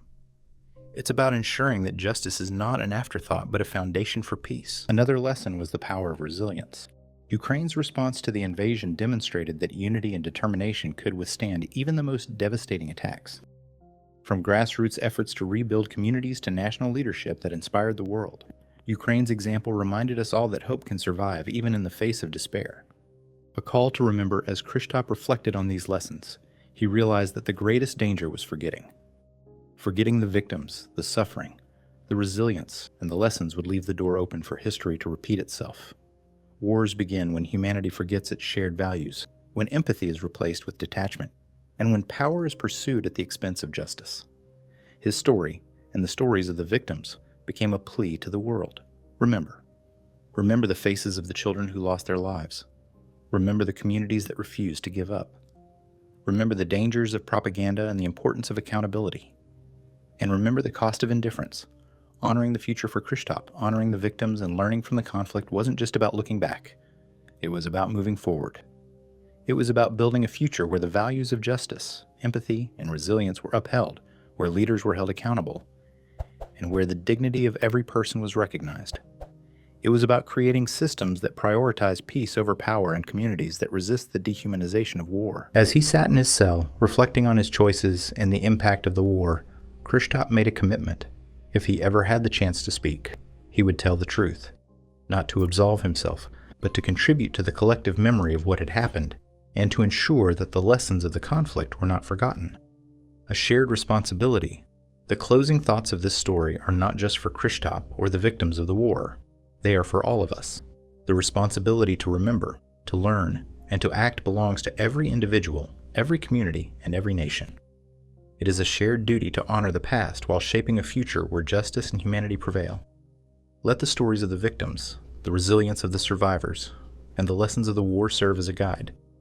Let them remind us that the cost of war is never abstract, that every decision carries weight, and that every life matters. And let them inspire us to build a world where the mistakes of the past are never repeated and the dignity of every person is upheld. The systemic pressures of post-Soviet Russia also shaped his path. The collapse of the Soviet Union had left the country in economic turmoil, and Krasnoyarsk was no exception. Opportunities were scarce, and those who managed to secure stable careers often did so through the military. For Maxim, the military represented not just a path to becoming a pilot, but also a way to achieve stability and respect in a society that valued service to the state. Above all else, it was a compromise, a way to pursue his dreams while conforming to the expectations of his family and community. Maxim applied to flight school with the determination that had carried him through his studies. The entrance exams were grueling, designed to weed out all but the most committed candidates. Hours of physical fitness tests, psychological evaluations, and technical examinations pushed him to his limits. When he received his acceptance letter, the pride in his parents' faces made every sacrifice worthwhile. His dream of becoming a pilot was no longer just a possibility. It was a reality. Flight school was everything Maxim had imagined and more. The first time he sat in a cockpit, the controls in his hands, he felt a surge of excitement unlike anything he'd known before. Flying was both a challenge and a thrill, a perfect balance of skill and instinct. The rigorous training pushed him harder than ever, but he thrived under the pressure. Every successful flight brought him closer to his goal, and every mistake taught him lessons he would carry forward. But the military's demands extended beyond technical skill. Obedience and loyalty were paramount. The instructors drilled into their cadets the importance of following orders without hesitation. Individuality was suppressed in favor of collective discipline, and questioning authority was not an option. For Maxim, these lessons were both a necessity and a burden. He accepted them as part of the system, knowing that to succeed he would have to conform. As he graduated and earned his wings, Maxim felt a sense of accomplishment that few in Krasnoyarsk ever experienced. He had achieved what many thought was impossible, rising from the industrial city to the ranks of the Russian Air Force. But with his success came the realization that he was now bound to a system that valued compliance above all else. His loyalty was no longer just to his family or his dreams. It was to the state, and the state's demands would only grow. Krasnoyarsk had shaped him, giving him the resilience and determination needed to succeed in flight school. But it had also instilled in him the understanding that success often came at a price. The boy who once dreamed of escaping his circumstances through flight was now a man tethered to the weight of systemic expectations. Maxim had achieved his dream, but he was beginning to understand that the system that had enabled his rise would also define his limits. The seeds of Maxim's future had been sown in his childhood, the ambition, the discipline, and the compromises he had made along the way. But as his story unfolded, the price of those compromises would become painfully clear. Maxim's journey from Krasnoyarsk to the cockpit of a fighter jet was only the beginning of a much larger, much darker story. Kryshtop Maxim Sergeevich's journey from a boy in Krasnoyarsk with dreams of the skies to a trained pilot in the Russian military began with a rigid and unforgiving system. Flight school was not a place for dreamers. It was a crucible designed to transform raw recruits into disciplined officers. For Maxim, the first days of training were a shock. The romantic ideals he had harbored about flying quickly gave way to the harsh reality of military life. The training was relentless. Days began at dawn with grueling physical drills that tested his stamina and endurance. Instructors barked orders with little tolerance for mistakes, and each task seemed designed to break down individuality. Maxim quickly learned that there was no room for questioning or hesitation. Success depended on obedience and discipline, two qualities the Russian military demanded without compromise. Classroom sessions were equally intense. Maxim immersed himself in the mechanics of flight, aerodynamics, and navigation. He studied military tactics, memorized endless procedures, and analyzed complex mission scenarios. The workload was overwhelming, but he thrived on the challenge. Every test he passed, every flight simulator he mastered, brought him closer to his goal. For Maxim, the sense of accomplishment outweighed the exhaustion. The first time Maxim sat in the cockpit of a training aircraft was a moment of transformation. The roar of the engine, the feel of the controls in his hands, it was everything he had imagined and more. The skies opened up before him, a vast and endless space where the struggles of the world below seemed distant. Flying gave him a sense of power and purpose he had never experienced before. He wasn't just escaping the constraints of his past, he was redefining his future. But as Maxim progressed through his training, the military's rigid structures became increasingly apparent. Obedience wasn't just expected, it was demanded. Cadets were taught to follow orders without question, to prioritize the mission above all else. Mistakes were met with harsh reprimands, and those who failed to meet expectations were quickly weeded out. The message was clear. Individuality had no place in the military. Maxim understood this and adapted. He learned to suppress his doubts and focus on executing orders with precision. This culture of compliance extended beyond the classroom and training grounds. Maxim's instructors emphasized loyalty to the state and the importance of serving a greater cause. They spoke of Russia's legacy as a military power and the responsibility of its soldiers to uphold that legacy. These lessons resonated with Maxim. He took pride in his role, believing that his work as a pilot was part of something larger than himself. After months of intense training, Maxim graduated from flight school with honors. He was assigned to a regiment where he began flying advanced fighter jets like the Su-24 and Su-34. These machines were symbols of Russian military power, and mastering them was both a privilege and a responsibility. Maxim threw himself into his work, honing his skills and earning the respect of his peers and superiors. Every successful mission reinforced his belief in his abilities and his role in the military. As his career progressed, Maxim's pride in his work grew. He took satisfaction in the precision and discipline required to pilot such advanced aircraft. He saw himself as an elite professional, part of a select group entrusted with safeguarding Russia's interests. But this pride also laid the foundation for a dangerous complicity. The more he identified with his role, the more willing he became to set aside moral considerations in favor of fulfilling his duties. The Russian military's hierarchical structure left little room for dissent. Orders were orders, and questioning them was not only discouraged but punished. Maxim saw this firsthand during joint exercises and missions, where deviations from protocol were met with severe consequences. For him, this reinforced the idea that success in the military required complete submission to the chain of command. He learned to compartmentalize his thoughts, separating his personal beliefs from his professional responsibilities. At the same time, Maxim began to notice the darker realities of military life. Missions were often shrouded in secrecy, with little explanation provided to the pilots. He would receive coordinates and objectives, but the context was rarely shared. When he asked questions, the answers were vague or deflective. Maxim didn't push further. He had been trained to follow orders, not to analyze them. Still, the lack of transparency left him with a lingering sense of unease. Despite these undercurrents, Maxim's loyalty to the military remained strong. His successes as a pilot brought him recognition and a sense of purpose he had craved since his youth. He believed in the ideals he had been taught, the importance of duty, the value of discipline, the necessity of serving the state.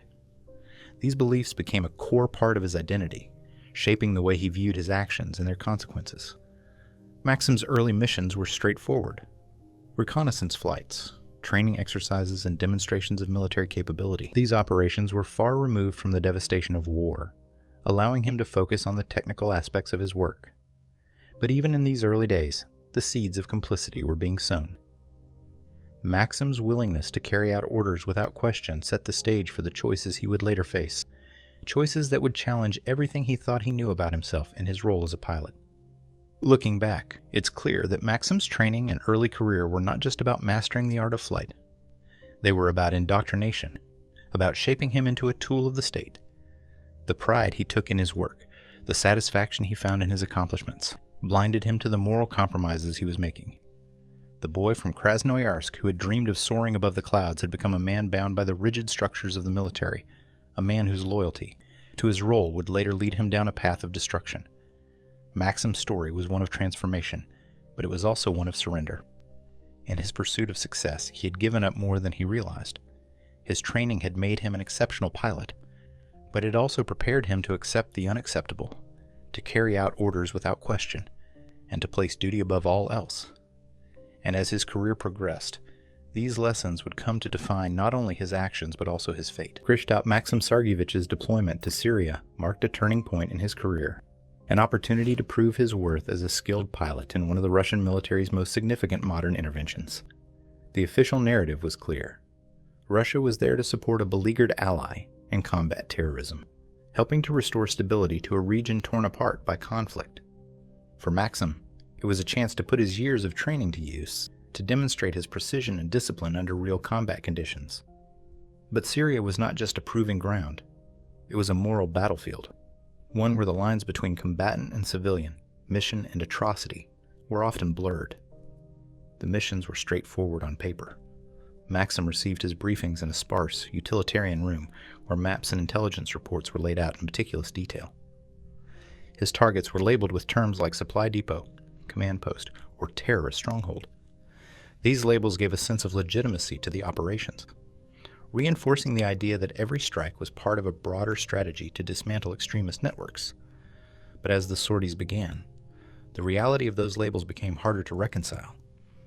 Maxim's first few missions in Syria were uneventful, or at least, that's how he framed them in his mind.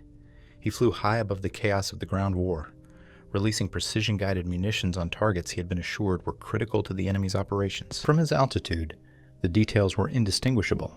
He saw plumes of smoke rise after the impact, signaling another successful strike. What lay beneath that smoke, homes, marketplaces, or shelters, was not something he allowed himself to consider. One mission, however, stood out. The target was a series of buildings on the outskirts of Aleppo, described in the briefing as a logistics hub for insurgent forces. Maxim executed the strike with precision, releasing his payload exactly as instructed. But as he pulled his aircraft away, he caught a fleeting glimpse of the destruction below. Fires raged across the area, consuming not just the targeted buildings but the surrounding neighborhood. Vehicles lay overturned, debris scattered across the streets. He knew the area had been densely populated, but he told himself that the intelligence must have been accurate. It had to be. When he returned to base, the debriefing was clinical. His superiors reviewed the mission, praised his performance, and moved on to the next operation. No one asked about the aftermath, and Maxim didn't volunteer any thoughts. This detachment became a shield, protecting him from the moral weight of his actions. He convinced himself that his role was to execute the mission, not to question its consequences. But in quiet moments, the images of that burning neighborhood would resurface, unsettling and unresolved. The detachment Maxim relied on was not unique to him. It was a survival mechanism shared by many pilots who participated in the campaign. From the cockpit, the destruction below was abstract, reduced to dots on a screen and flashes of light. This distance made it easier to follow orders, to trust the intelligence, to avoid grappling with the human cost of their actions. But for the people on the ground, the consequences were anything but abstract. In Aleppo, entire neighborhoods were leveled. Families who had lived there for generations were forced to flee, leaving behind everything they owned.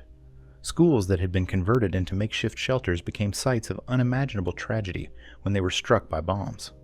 Hospitals, already overwhelmed by the demands of war, found themselves at the epicenter of devastation. Doctors worked frantically to save lives in operating rooms lit by flashlights, the hum of generators replacing the roar of the airstrikes overhead. Maxim's role in this destruction was clear, even if he avoided acknowledging it. He carried out his missions with precision, believing in the legitimacy of the objectives he was given. But the intelligence he relied on was often flawed, incomplete, or deliberately misleading. Targets labeled as terrorist strongholds were sometimes nothing more than residential areas. Supply depots turned out to be food storage facilities for displaced families.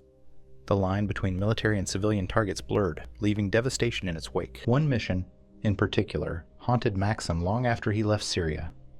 He was tasked with striking a building described as a command post for insurgent leaders. The strike was successful, with the building completely destroyed. But reports soon emerged that the structure had been a school sheltering dozens of children. The intelligence had been wrong, or perhaps the true nature of the target had been known but deemed irrelevant. Maxim never found out which was the case, but the weight of that mission stayed with him. He tried to rationalize it, telling himself that he couldn't have known, that he was just following orders. But deep down, he felt the cracks in the justification he had relied on for so long. As the sorties continued, Maxim found himself growing numb. The missions became routine, the destruction familiar.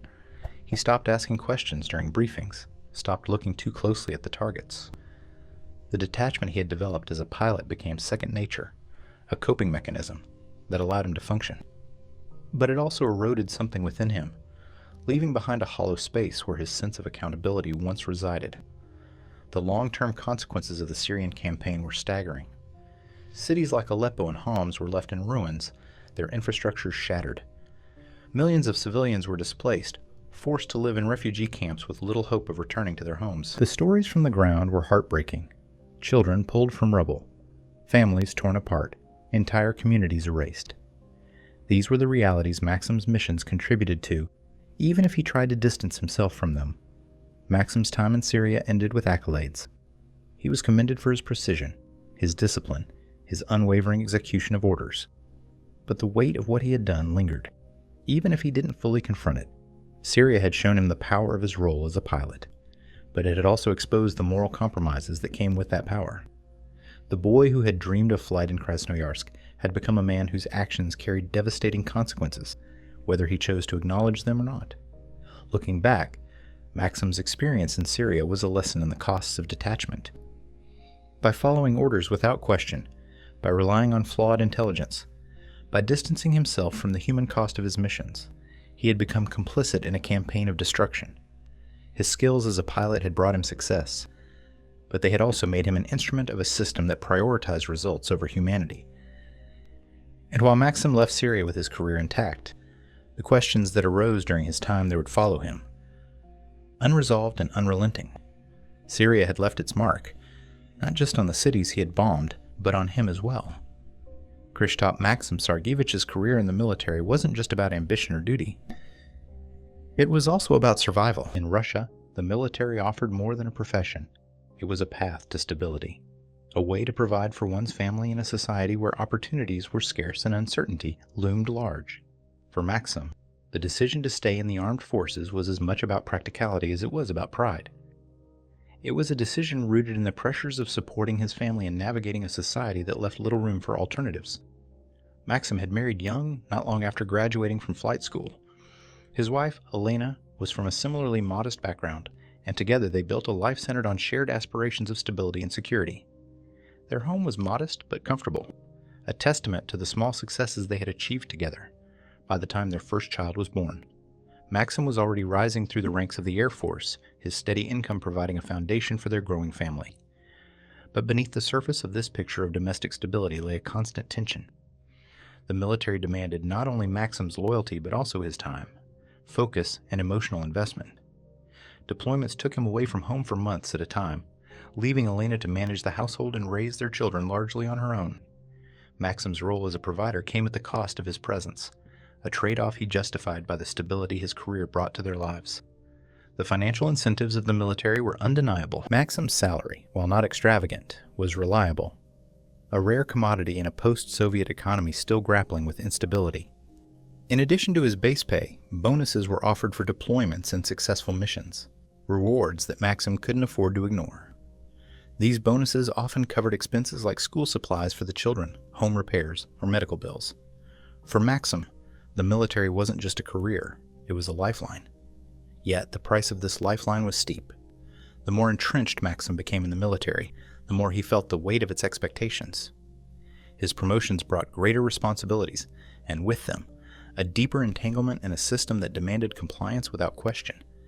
As his career advanced, Maxim found himself grappling with the moral implications of his work, particularly as his missions became more complex and destructive. At home, these internal conflicts rarely surfaced.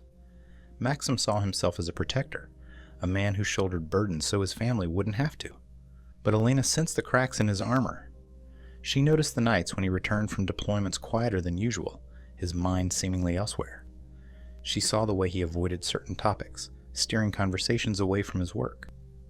Maxim justified his silence as a means of protecting his family from the harsh realities of his job, but in truth, He was also protecting himself. Talking about his missions would mean confronting their consequences, something he wasn't ready to do. The children, too, became part of the complex web of motivations that tethered Maxim to the military. He wanted to provide them with opportunities he hadn't had growing up in Krasnoyarsk. The prospect of private school, extracurricular activities, and a future unburdened by financial insecurity drove him to push forward, even when doubts about his role in the military began to creep in. But as the years went on, he couldn't help but wonder what kind of example he was setting. Would his children see him as a hero, a provider, or something else entirely? Maxim's role as a family man stood in stark contrast to his role as a military officer. At home, he was a father who read bedtime stories, a husband who fixed leaky faucets and built shelves. In the cockpit of his Su-34, he was an instrument of destruction, carrying out missions that left devastation in their wake. The duality of these roles weighed on him, though he rarely acknowledged it openly. He compartmentalized, drawing a line between his personal life and his professional duties. But as the years went on, that line began to blur. One particular moment stands out in Maxim's memory. He was on leave, spending a rare evening at home with his family. His youngest daughter, just 7 years old at the time, asked him why he was gone so often. "Are you helping people?" she asked, her wide eyes full of innocence. Maxim hesitated, unsure how to answer. He wanted to tell her that he was protecting their country, doing important work. But the weight of his missions, the destruction he had witnessed, made those words feel hollow. Instead, he smiled and said, "I'm doing my job so you and Mama can be safe." That answer lingered in his mind long after the conversation ended. It was a reminder of the justifications he had built around his career, the narratives he used to reconcile his roles as a provider and an aggressor. He told himself that his work was necessary, that his sacrifices were for the greater good. But the cracks in that justification grew wider with each mission, each deployment. Alina, too, struggled with the realities of Maxim's career. She was proud of his achievements, but couldn't ignore the emotional toll his absences took on their family. She worried about the risks he faced and the toll his work might be taking on him, even if he refused to talk about it. Their marriage became a balancing act, a partnership defined by unspoken agreements and silent compromises. Maxim carried the burden of his missions alone, while Elena carried the weight of keeping their family together in his absence. The financial pressures, societal expectations, and moral conflicts that tethered Maxim to the military created a complex web of motivations and compromises. He loved his family deeply and believed he was doing what was best for them, but the cost of that belief was immense. Every mission he flew, every deployment he accepted deepened his entanglement in a system that demanded obedience at the expense of humanity. Maxim's story is not just one of duty and sacrifice. It is also a story of the quiet, unspoken battles waged within the confines of his own heart and home. Kryshtop Maxim Sergeevich often thought of himself as a man of discipline, someone who valued order and precision. But within the strict hierarchy of the Russian military, discipline came with an unspoken rule: obedience above all else. For Maxim, this rule was not just a professional expectation. It was a survival mechanism. Questioning orders could mean the end of a career, or worse. Yet, there were moments when he found himself grappling with the nature of the orders he was given. Moments when the line between duty and morality blurred uncomfortably. One such moment came during a mission briefing in Syria. Maxim and his unit were tasked with targeting a cluster of buildings in a densely populated urban area. The intelligence labeled it a terrorist logistics hub, but something about the briefing felt off. The coordinates were suspiciously close to a known residential district, and the satellite images showed no clear signs of military activity. Maxim hesitated, raising a question to his commanding officer. "Are we sure about the target?" "The area looks civilian." The response was swift and cold. "The intelligence is sound. You have your orders." The room fell silent, and Maxim felt the weight of dozens of eyes on him. To question further would have been seen as insubordination, a direct challenge to authority. The fear of reprisal was immediate and palpable. Maxim nodded, suppressing his doubts, and prepared for the mission. Later, as he released his payload over the coordinates, he couldn't shake the unease that followed. The explosions below were a stark reminder of his compliance, of the choice he had made to prioritize orders over instincts. Maxim's internal conflicts weren't limited to missions abroad. During a domestic exercise, he was ordered to simulate an airstrike on a mock civilian target, a schoolhouse constructed to resemble one in Ukraine. The exercise was part of a broader psychological warfare strategy, a way to desensitize pilots to the nature of their potential targets. As he circled above the mock structure, Maxim hesitated, his hands hovering over the controls. The simulation was meant to prepare him for real scenarios, but it felt wrong, a step too far. Yet, as always, he complied. The exercise was completed, the instructors praised his precision, and the unease was buried beneath layers of professional detachment. The fear of consequences wasn't just professional, it was deeply personal. Maxim had seen what happened to those who resisted or questioned orders too openly. A fellow pilot, Lieutenant Vasilyev, had refused to carry out a mission, citing moral objections to targeting what he believed was a civilian structure. The backlash was immediate and brutal. Vasilyev was stripped of his rank, publicly humiliated, and sent to a penal unit, a fate worse than dismissal. The message was clear: dissent would not be tolerated. For Maxim, this incident reinforced the dangers of resistance, solidifying his decision to comply even when doubts gnawed at him. But fear wasn't the only force driving Maxim's compliance. Indoctrination played an equally powerful role. From the earliest days of his training, the military had instilled in him a belief in the infallibility of the chain of command. Orders were not to be questioned. They were to be executed. The system demanded loyalty, and it rewarded those who conformed. Maxim had risen through the ranks by embracing these principles, by suppressing his doubts and focusing on the mission. The idea that the military could be wrong, that his superiors could be fallible, was almost unthinkable. This indoctrination extended to the broader narratives Maxim had been taught about Russia's role in the world. He was told that his missions were part of a righteous cause, that they were necessary to protect the homeland and secure its interests. Propaganda reinforced these ideas, framing dissent as betrayal and compliance as patriotism. For Maxim, these narratives provided a convenient framework for rationalizing his actions. When doubts arose, he reminded himself of the larger purpose, the greater good he believed he was serving. Yet, there were moments when even these justifications began to falter. During a briefing for a mission in Ukraine, Maxim was shown intelligence that identified a hospital as a potential secondary target. The justification was that insurgents might be using it as a shelter. The word might hung heavy in the room, and Maxim felt his stomach churn. Hospitals, he thought, were supposed to be off-limits, protected even in the chaos of war. But the orders were clear. If the primary target was inaccessible, the hospital was to be struck. Maxim carried out the mission without hesitation, but the memory of that briefing stayed with him, a constant reminder of the compromises he had made. The tension between resistance and compliance took a toll on Maxim. He began to compartmentalize his thoughts, separating his professional actions from his personal beliefs. It was a survival strategy, a way to function within a system that demanded total obedience. But the cracks in this compartmentalization grew with every mission, every questionable order he followed. He found himself grappling with the weight of his choices, the knowledge that his compliance had contributed to destruction and suffering. Maxim often justified his actions by telling himself he had no choice. The system was too powerful, the consequences of resistance too severe. But deep down, he knew this was only part of the truth. He had made choices to follow orders, to silence his doubts, to prioritize survival over morality. These choices were not forced upon him. They were the result of a lifetime of conditioning and fear. Looking back, Maxim's story is one of quiet conflicts, of battles fought not on the battlefield but within his own mind. He was a man torn between his instincts and his indoctrination, between the desire to do what was right and the fear of what doing so might cost him. His compliance was not just a product of the system. It was a reflection of his humanity, flawed and fragile, caught in the machinery of war. And though he carried out his orders, the questions he suppressed would never truly disappear, haunting him long after the missions were over. Kryshtop Maxim Sergeevich's deployment to Ukraine was unlike anything he had experienced before. His previous missions, though intense, had always been framed as part of a broader strategy to stabilize conflict zones far from home. But Ukraine was different. This was no distant theater of war. It was a neighboring country, a place that shared deep historical and cultural ties with Russia. And yet, Maxim found himself flying over Ukrainian cities, delivering payloads that would leave destruction in their wake. His orders were clear and unrelenting. Target critical infrastructure, disrupt communication lines, cripple supply routes.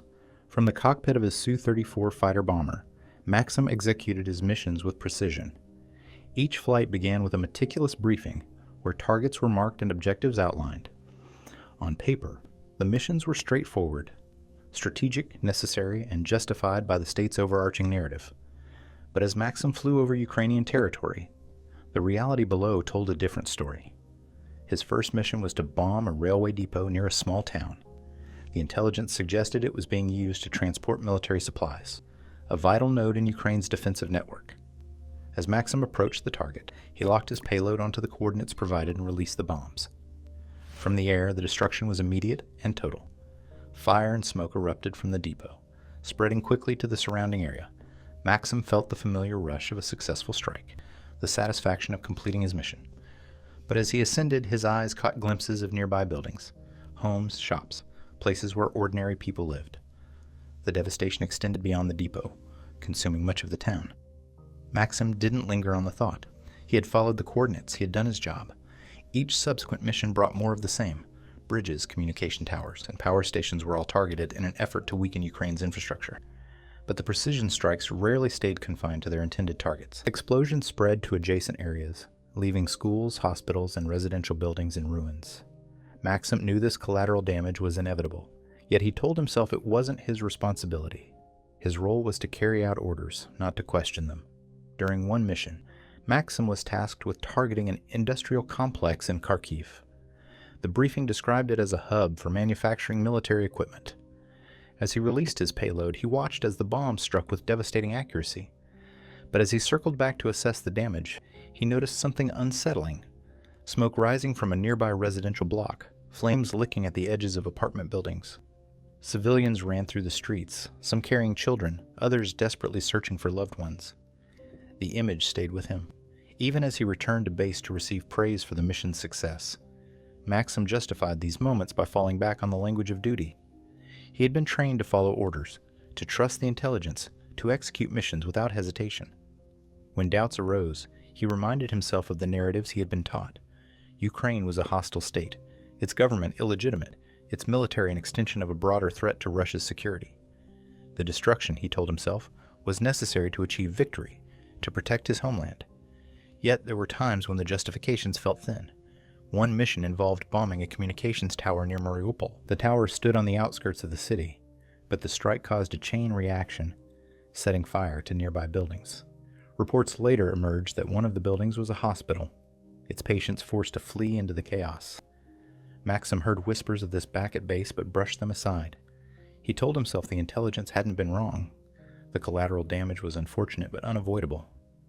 After all, the mission had been a success. Maxim's detachment became a tool for survival. He avoided thinking about the lives disrupted or destroyed by his actions, focusing instead on the technical aspects of his work. Altitude, trajectory, precision.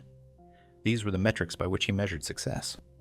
From the cockpit, the ground below was little more than a grid of targets, coordinates to be eliminated. The human cost was invisible, and Maxim preferred it that way. The official narratives reinforced his detachment. His superiors spoke of the necessity of the campaign, of the need to dismantle Ukraine's military capabilities and bring the country back into Russia's sphere of influence. They framed the destruction as a means to an end, a temporary sacrifice for the promise of long-term stability. Maxim absorbed these justifications, using them to bolster his own defenses against the doubts that occasionally crept into his mind. But the doubts never disappeared entirely. On one mission, Maxim targeted a bridge over the Dnipro River. The bridge was a vital supply route for Ukrainian forces, and its destruction would significantly hinder their operations. As Maxim approached the target, he couldn't help but notice the civilian vehicles crossing the bridge, families fleeing the violence, seeking safety on the other side. He hesitated for a fraction of a second before releasing his payload, watching as the bridge collapsed into the river below. The vehicles disappeared into the smoke and debris, their fate sealed by the mission's success. Back at base, Maxim received another round of congratulations. The mission was praised as a critical victory, a blow to Ukraine's logistics network. But in the quiet moments after the debriefing, Maxim found himself thinking about the people on that bridge. Who were they? Where were they going? Did they make it? He quickly pushed the thoughts aside, retreating into the familiar justification. He had followed orders. He had done his duty. Maxim's deployment in Ukraine was defined by this tension between duty and doubt. He carried out his missions with precision, trusting the intelligence in the chain of command.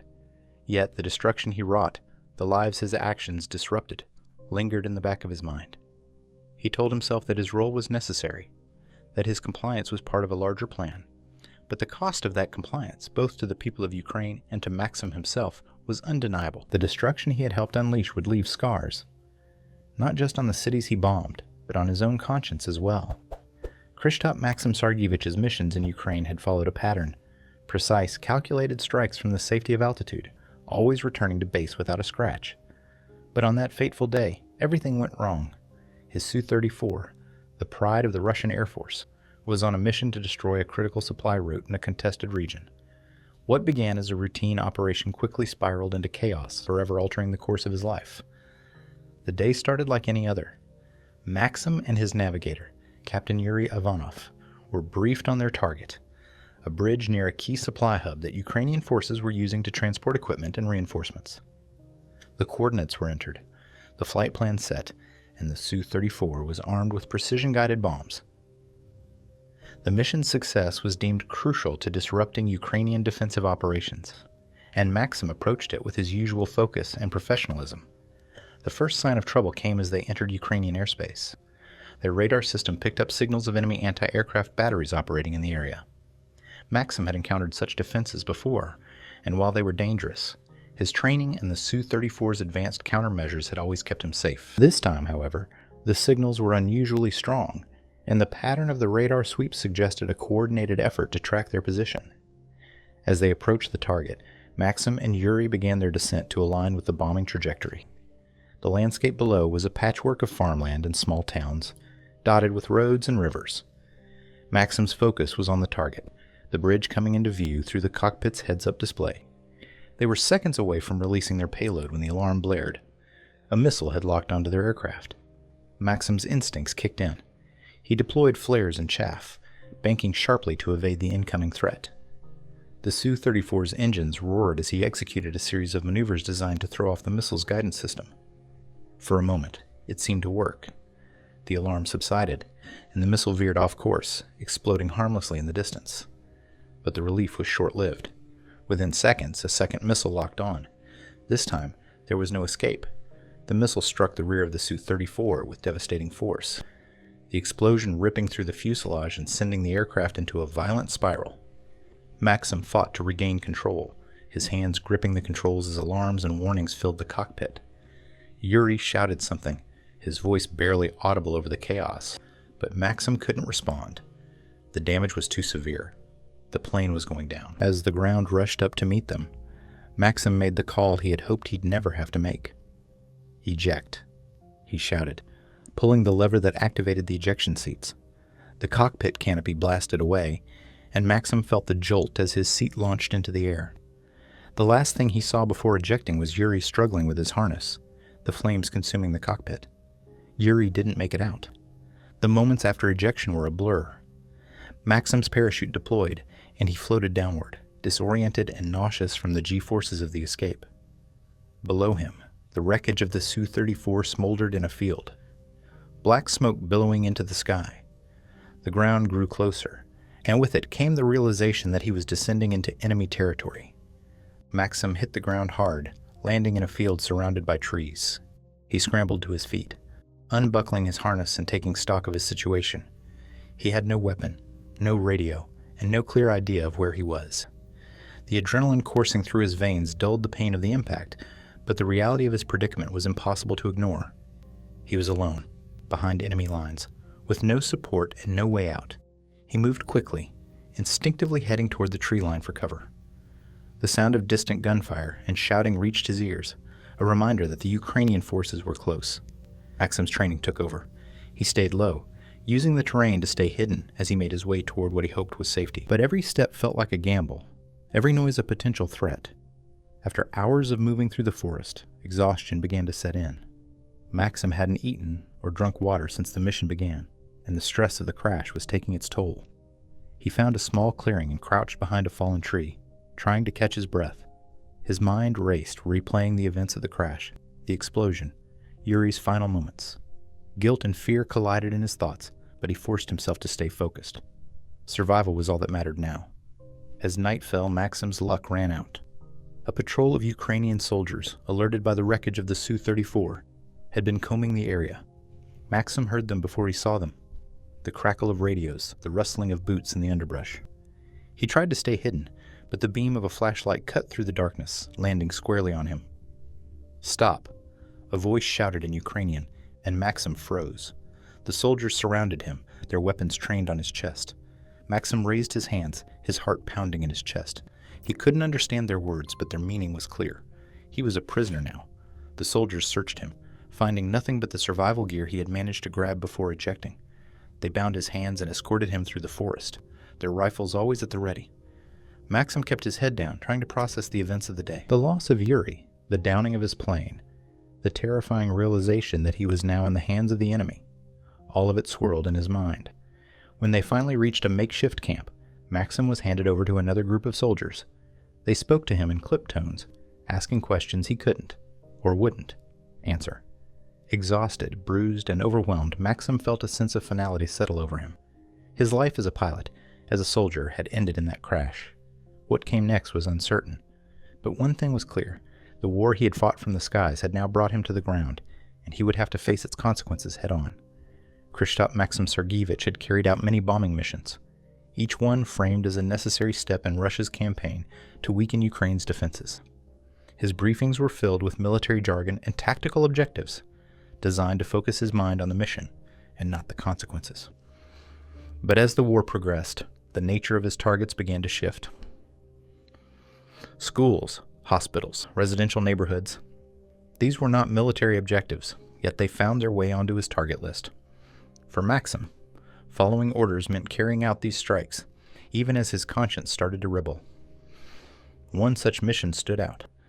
Maxim was ordered to target what the intelligence described as a command center operating out of a civilian structure in the heart of a small city. As he approached the coordinates, the building in his crosshairs was unmistakably a school. The playground equipment visible from the air and the surrounding residential homes gave no indication of military activity.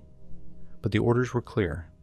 The building was harboring enemy operatives and had to be neutralized. Maxim released his payload, the bombs hurtling toward the earth with deadly precision.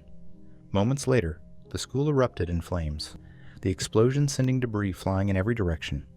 As he climbed away, he saw the aftermath, a plume of smoke rising over the ruins, the chaos of people running to and from the wreckage.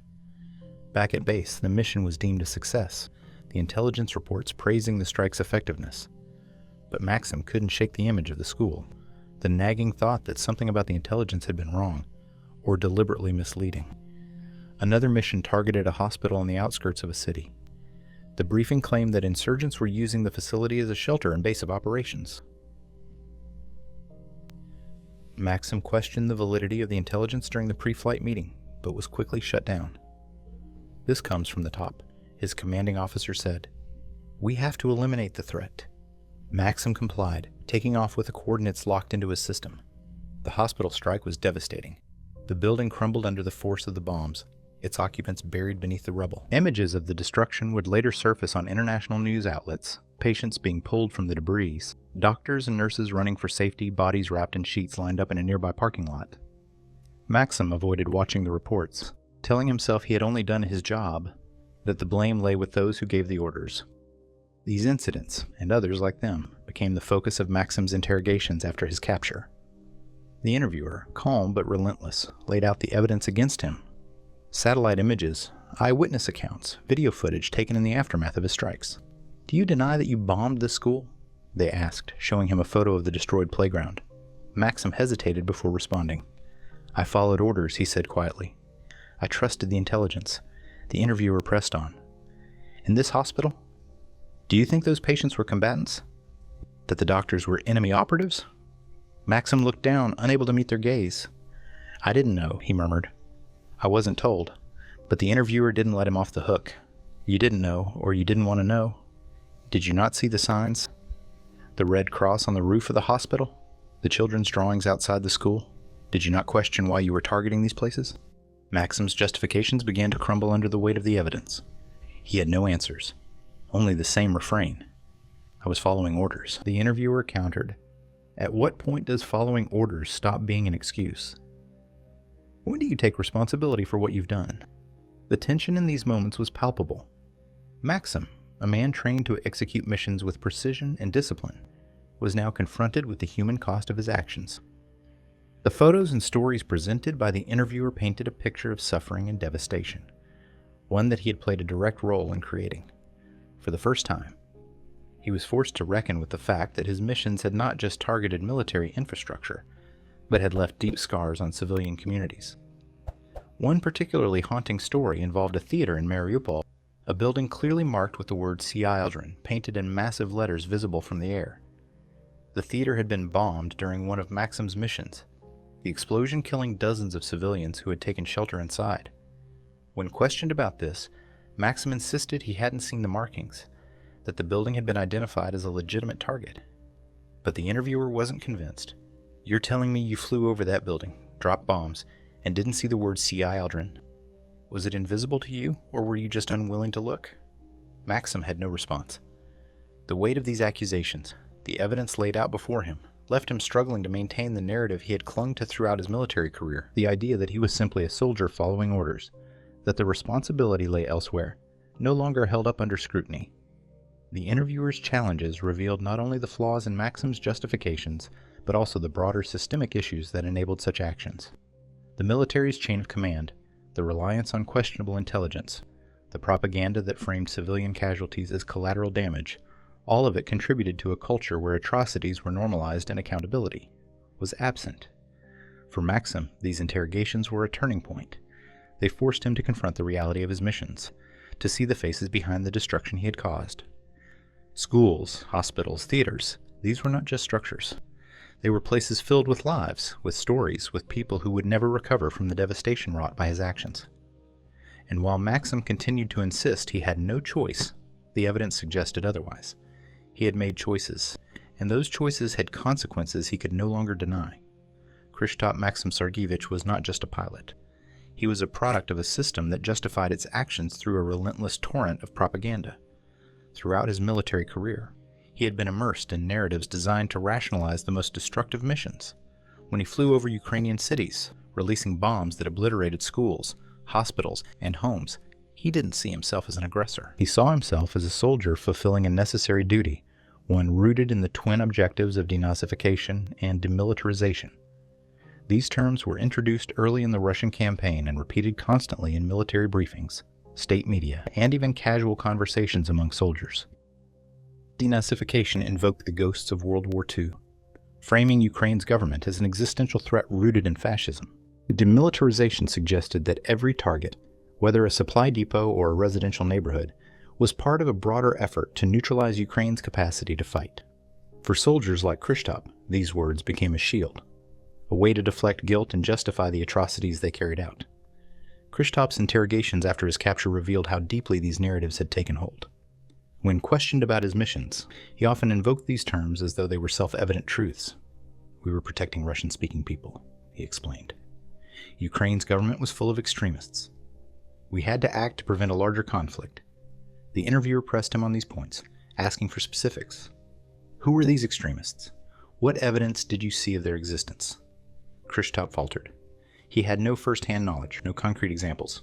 His belief in the narrative wasn't based on personal experience, but on the stories he had been told, the speeches he had heard, and the reports he had seen on state-controlled media. The interviewer presented him with evidence that contradicted these claims.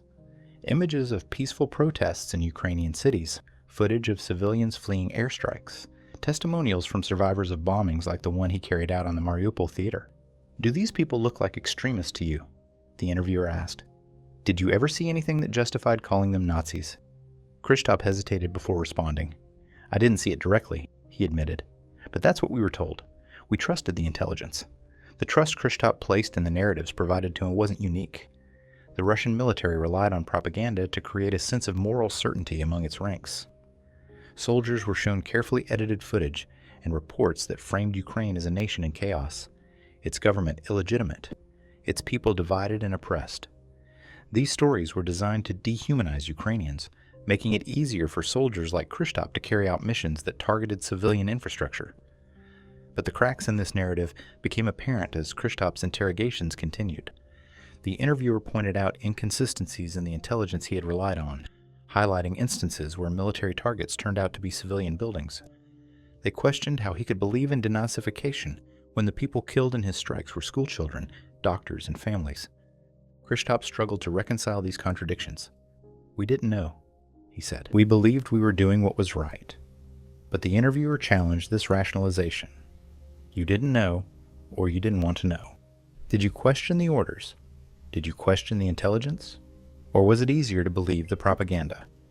These questions forced Kryshtop to confront uncomfortable truths about his role in the war.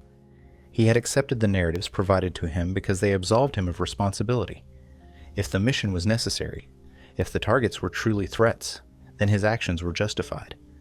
But as the interviewer dismantled these justifications, it became clear that Kryshtop's belief in the propaganda had less to do with truth and more to do with convenience.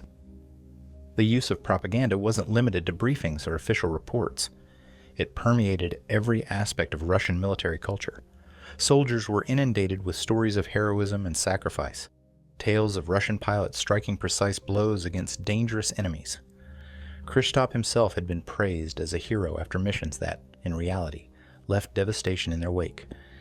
These accolades reinforced his belief in the righteousness of his actions, allowing him to overlook the mounting evidence of civilian casualties. One of the most damning moments in Kryshtop's interrogation came when the interviewer played a clip from a Russian state news broadcast. The footage showed bombed-out neighborhoods, with the anchor claiming they were insurgent strongholds, but the interviewer juxtaposed this with raw footage from the same location. Images of crying mothers, injured children, and destroyed homes. "This is what you believed," the interviewer said, pointing to the news clip. "And this is what you caused," they continued, gesturing to the raw footage. "Can you still say you didn't know?" Kryshtop's silence was telling. The narratives he had relied on to rationalize his actions were unraveling, leaving him with the stark reality of his role in the destruction. Yet, even as he struggled to process this, he clung to fragments of the propaganda that had shaped his perspective. "We were protecting our people," he repeated. "We had to." The interviewer didn't let him off the hook. Protecting them from what? The children in the theater?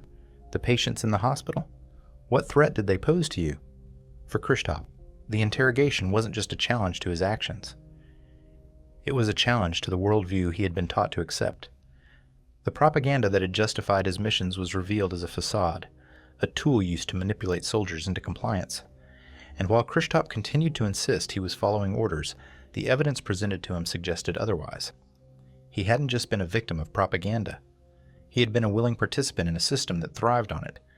Kryshtop's rationalizations were part of a broader pattern, one that revealed how deeply propaganda could shape the actions of individuals. By framing the war in Ukraine as a righteous cause, the Russian military created an environment where soldiers could carry out atrocities without questioning their morality. For Kryshtop, this environment allowed him to see himself as a hero, even as his missions left devastation in their wake. But as the interviewer's questions peeled back the layers of propaganda, he was forced to confront a truth he had long avoided. His actions were not just the result of following orders. They were the product of choices he had made, choices that could no longer be justified by the narratives he had believed. Kryshtop Maxim Sergeevich had spent years perfecting the art of detachment.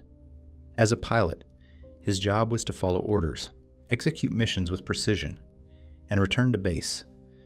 The destruction he wrought from the cockpit of his Su-34 was never personal. It was data, coordinates, and calculated strikes. But as the missions piled up, so too did the emotional weight of what he had done. The cost of that detachment began to surface in ways he couldn't ignore, forcing him to confront the toll his actions had taken on his psyche. At first, Kryshtop found it easy to compartmentalize. His training had taught him to focus on the task at hand, to treat every mission as a technical problem to solve. From the altitude at which he flew, the destruction below seemed abstract. Buildings crumbled into smoke and fire, but he couldn't see the people inside. Civilian casualties were framed as collateral damage, an unfortunate but unavoidable reality of war. It was a narrative that allowed him to bury his doubts, at least for a time. But the images had a way of creeping back into his mind. The school he bombed in his first weeks in Ukraine, its playground now a field of twisted metal and debris. The hospital reduced to rubble, its patients caught in the chaos. The theater in Mariupol, its massive Sea Aldrin sign rendered meaningless by the force of the explosion. These moments lingered in the corners of his memory, surfacing at night when the adrenaline of flight had faded and silence filled the barracks. Sleep became elusive, Kryshtop often lay awake, replaying missions in his mind, his thoughts looping over the same details: the release of the payload, the sound of the impact, the plume of smoke rising into the sky. He told himself he had no choice, that he had done what was necessary, but the justifications felt thinner with each passing night. He began to dream of the places he had bombed, not as they were before, but as they had been after his missions. Dreams of fire and screams, of running figures silhouetted against collapsing buildings. He would wake in a cold sweat, his heart pounding, unable to shake the feeling that the destruction wasn't just in his dreams but somehow inside him. The psychological toll began to manifest in his behavior. Colleagues noticed his growing irritability, his tendency to withdraw during downtime. He avoided conversations about the war, even among those who shared his experiences. When others spoke of their missions with pride or defiance, Kryshtop remained silent. The bravado that had once filled the airbase now felt hollow to him, a mask that others wore to avoid facing the same doubts that plagued him. One moment in particular stuck with him. During a debriefing, a fellow pilot joked about the precision of their strikes, calling it surgical destruction. The room filled with laughter, but Kryshtop didn't join in.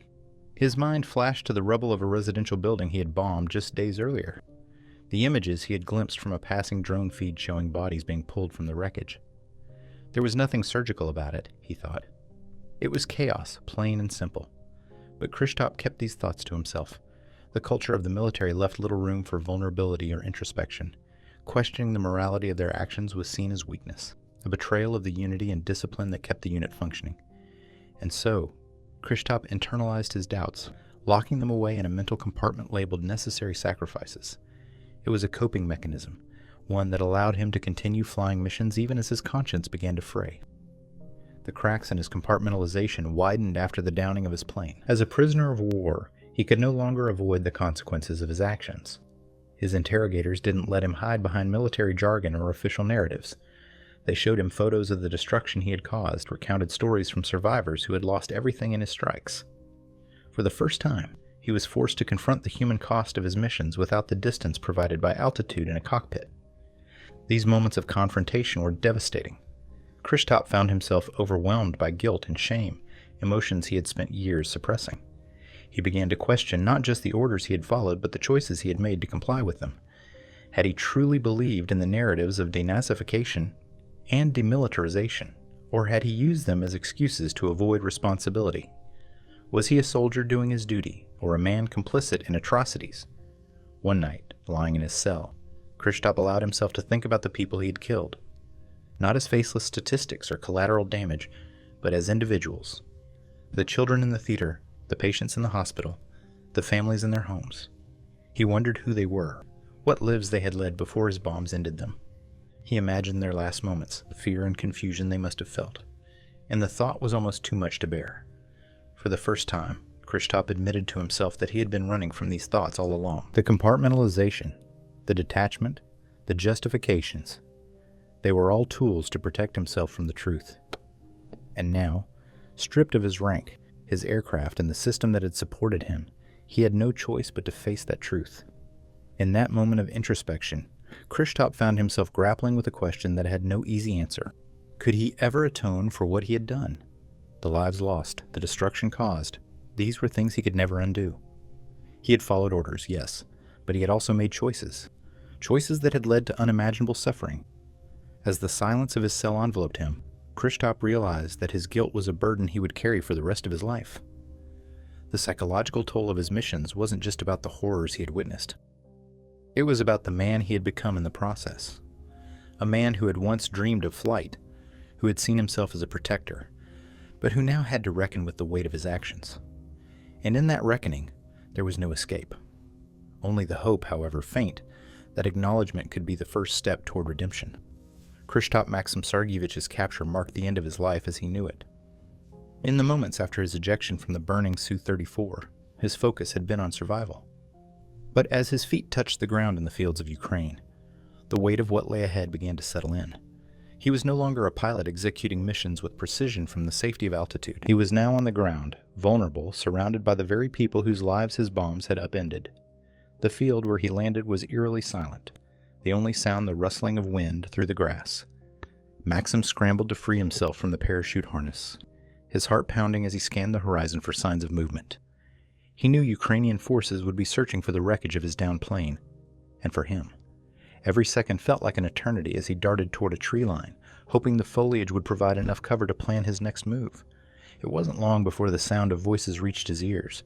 Ukrainian soldiers combing the area, their shouts cutting through the stillness. Maxim crouched low, trying to steady his breathing, his mind racing through his options. He had no weapon, no way to call for help, no clear sense of where he was. Running seemed futile, but staying hidden felt equally hopeless. As the voices grew louder, Maxim's instincts took over. He tried to move deeper into the forest, his footsteps careful but hurried. But then the beam of a flashlight cut through the darkness, landing squarely on him.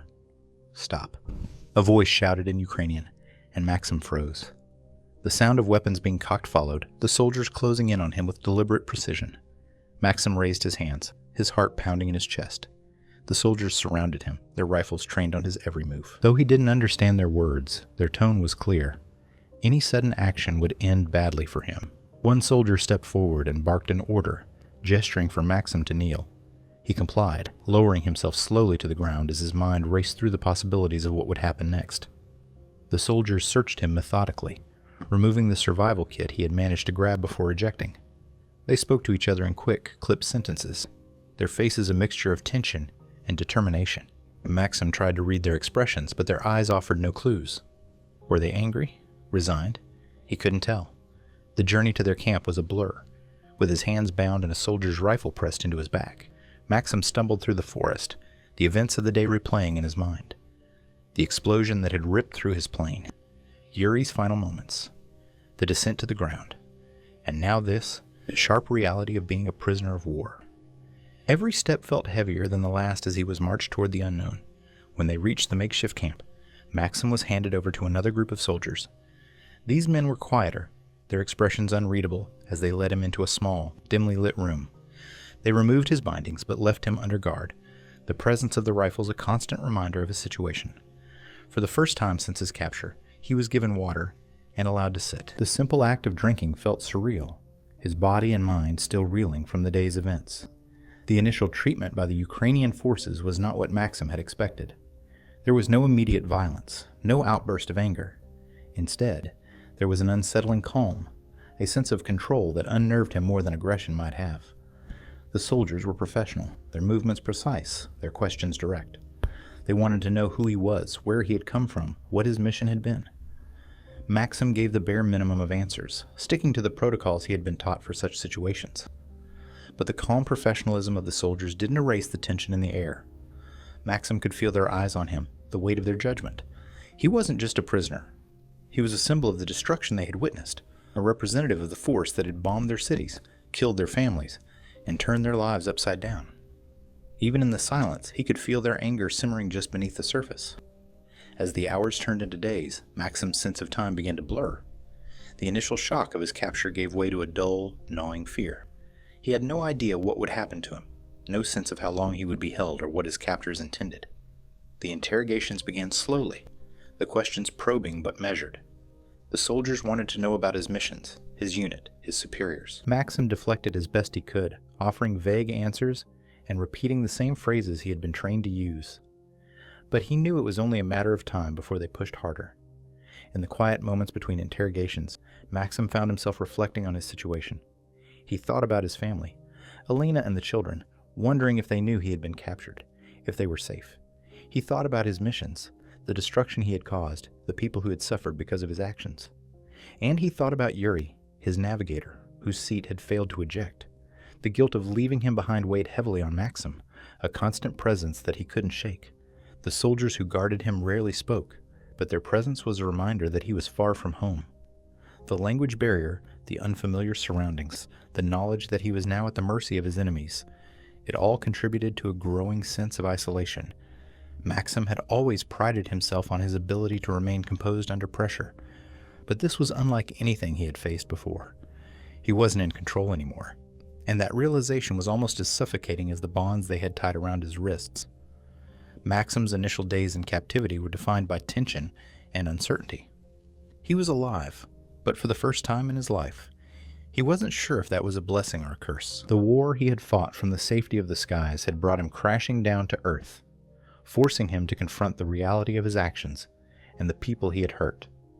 And as he sat in that small, dimly lit room, surrounded by silence and the weight of his own thoughts, he couldn't help but wonder, was this his punishment? Or was it just the beginning? Kryshtop Maxim Sergeevich's life as a prisoner was one of routine, monotony, and reflection. Gone were the days of precision and control, the structured chaos of missions and briefings. In captivity, the only structure came from the unchanging cycles of days spent in a small, barren room, punctuated by the interrogations that forced him to revisit his past. The mornings began early. A guard would open the door to his cell, delivering a simple meal of bread and water.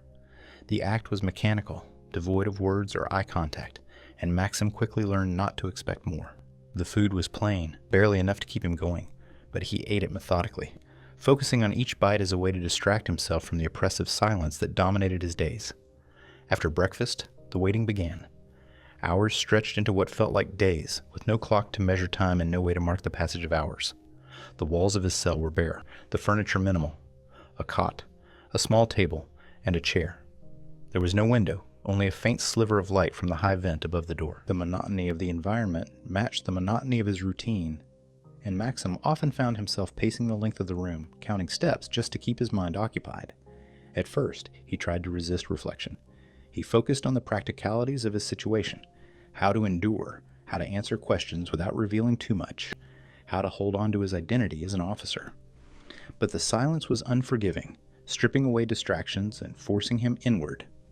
His missions, his actions, his choices, these became the inescapable subjects of his thoughts.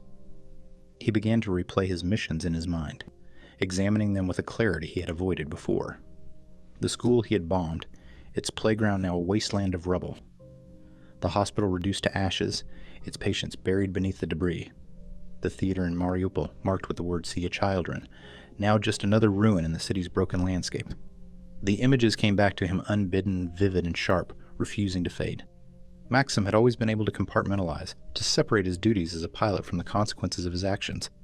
But in the quiet of his cell, those compartments began to collapse. The interrogations were the only interruptions to his solitude. Guards would escort him to a dimly lit room where a single chair and table awaited. The interviewer, calm and methodical, asked questions that dug deeper with each session. They didn't just want facts about his missions. They wanted to know why. Why had he bombed civilian targets? Why had he followed orders without question? Did he believe the narratives of denazification and demilitarization, or had he simply used them as an excuse to avoid accountability? Maxim's answers at first were rehearsed, fragments of the training he had received for such situations. I followed orders. I trusted the intelligence. I was doing my duty. But the interviewer was unrelenting, presenting evidence that challenged these justifications. Photos of destroyed schools and hospitals, testimonies from survivors, satellite images showing the aftermath of his strikes. All of it forced Maxim to confront the human cost of his actions. As the days turned into weeks, the routine of captivity began to wear him down. The physical discomfort of his cell, the mental strain of the interrogations, and the emotional weight of his reflections created a pressure he struggled to bear. He thought often of his family, Elena and the children. He wondered if they knew where he was, if they were safe, if they would ever see him again. The thought of his daughter asking, "Are you helping people, Papa?" played in his mind, an unanswerable question that now felt like an indictment. Despite the harshness of his circumstances, Maxim began to find moments of clarity. The silence that had once felt oppressive now offered space for introspection. He thought about the decisions he had made, the justifications he had relied on, and the person he had become. For the first time, he allowed himself to question the narratives he had been taught to believe. Were his missions truly about protecting Russian-speaking people, or were they about power and control? Had he been a hero, as he once believed, or a pawn in a larger game he barely understood? The routine of captivity forced Maxim to confront not only his actions, but also his identity. He had defined himself by his role as a pilot, a disciplined soldier who executed his missions with precision and professionalism. But in his cell, stripped of that role, he was left with the raw, unvarnished truth of his choices. The detachment he had relied on to survive was no longer sustainable. He was forced to see the faces behind the destruction, to imagine the lives he had disrupted or ended. There was no escape from these thoughts, no mission to distract him, no chain of command to shield him. For the first time, Maxim had to grapple with the reality of his actions without the safety net of propaganda or hierarchy. And in those moments of reflection, he began to understand the full weight of his complicity. The routine continued, day after day, each one blending into the next. The silence remained, but within it, Maxim began to hear the echoes of the choices he had made. The man who had once flown high above the destruction, detached and confident, was now grounded in every sense of the word, and as he sat in his small cell, staring at the blank walls, he couldn't help but wonder, when the war ended, if he survived, what kind of man would he be? Could he ever reconcile the person he was with the person he had become? These were questions that only time, and the unrelenting silence of captivity, could begin to answer. Kryshtop Maxim Sergeevich had always clung to the justification that he was a soldier following orders. It was a shield, a mantra that had protected him from the moral consequences of his actions. But in the interrogation room, that shield began to crack. The interviewer, calm and methodical, didn't just ask questions.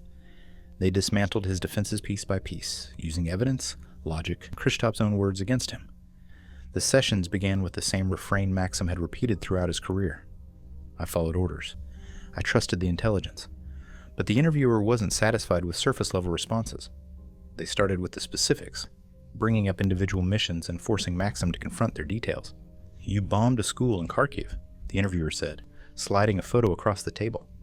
It showed the remnants of a classroom. Desks overturned, children's drawings scattered among the rubble. This was your target.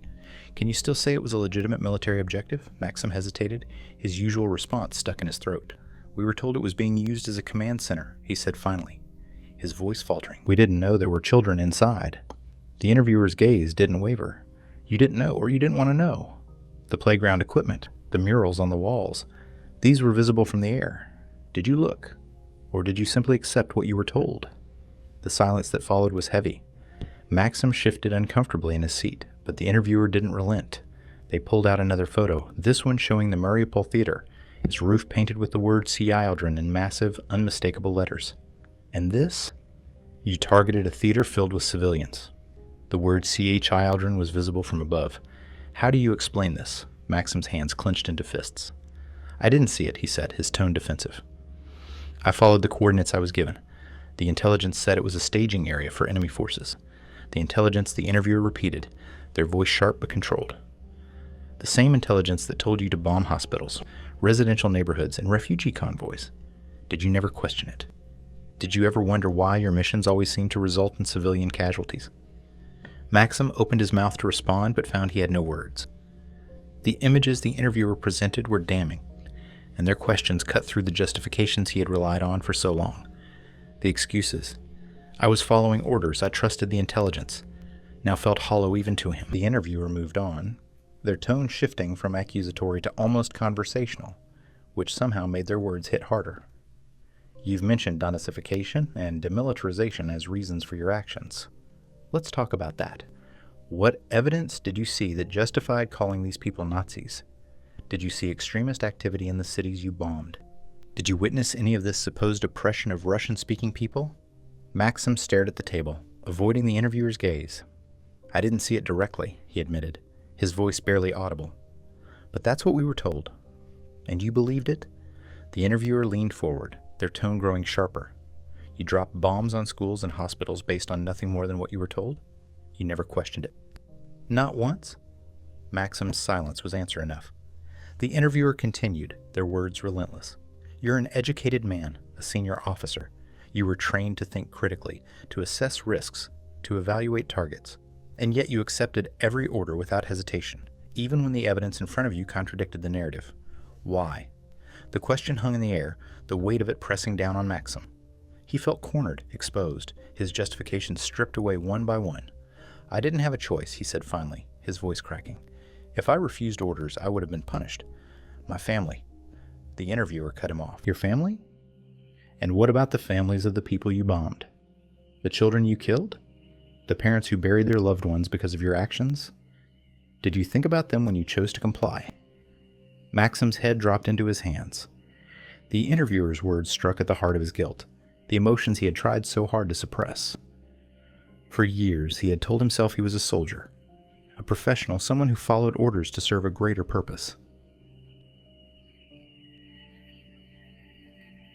For now, Stevie, die har MJ besär. Ja.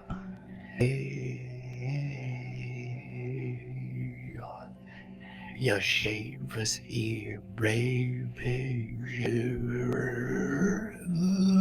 A face dance of his actions, that narrative was crumbling. The interviewer delivered the final blow.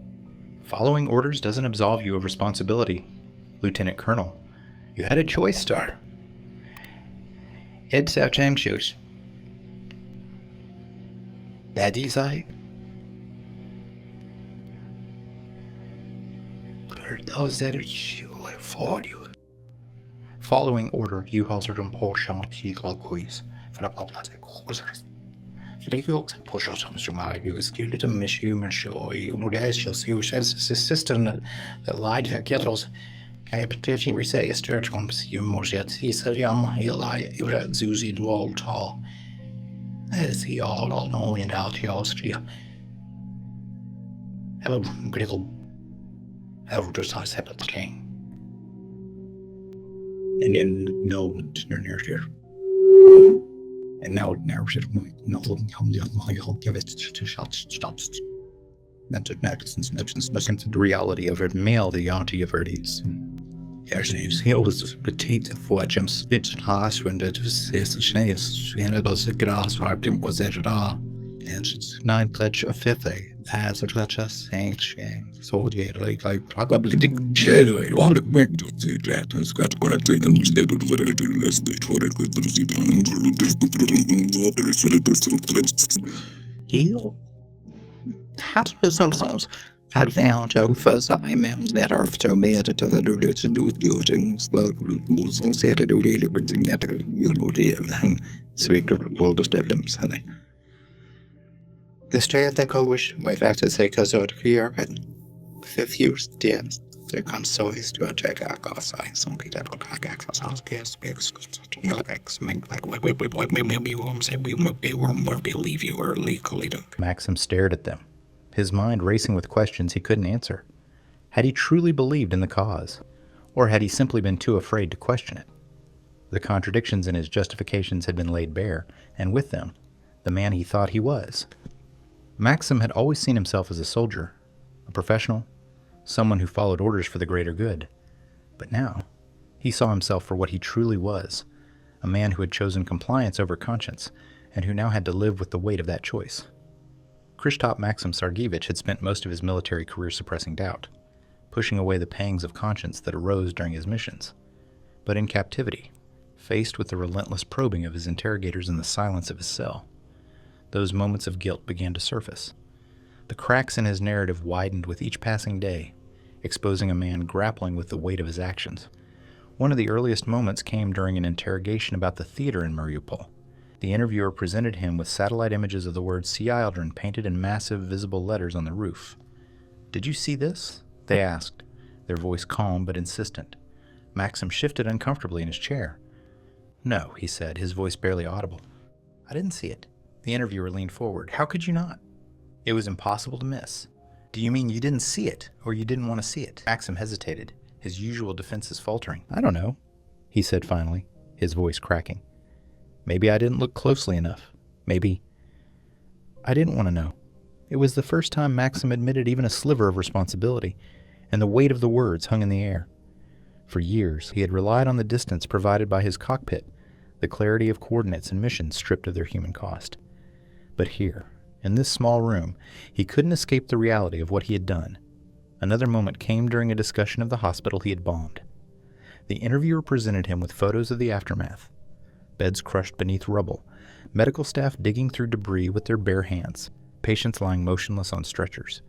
"Do you still believe this was a legitimate target?" they asked. Maxim looked at the photos, his face pale. "We were told insurgents were using it as a base," he said, his voice defensive but weaker than before. "That's what the briefing said. And you believed it?" The interviewer countered. "Even with the Red Cross painted on the roof? Even knowing the building was a functioning hospital?" Maxim couldn't meet their gaze. "I didn't question it," he admitted, his voice a whisper. "I should have, but I didn't. The admission was painful, a crack in the carefully constructed facade he had maintained throughout his career.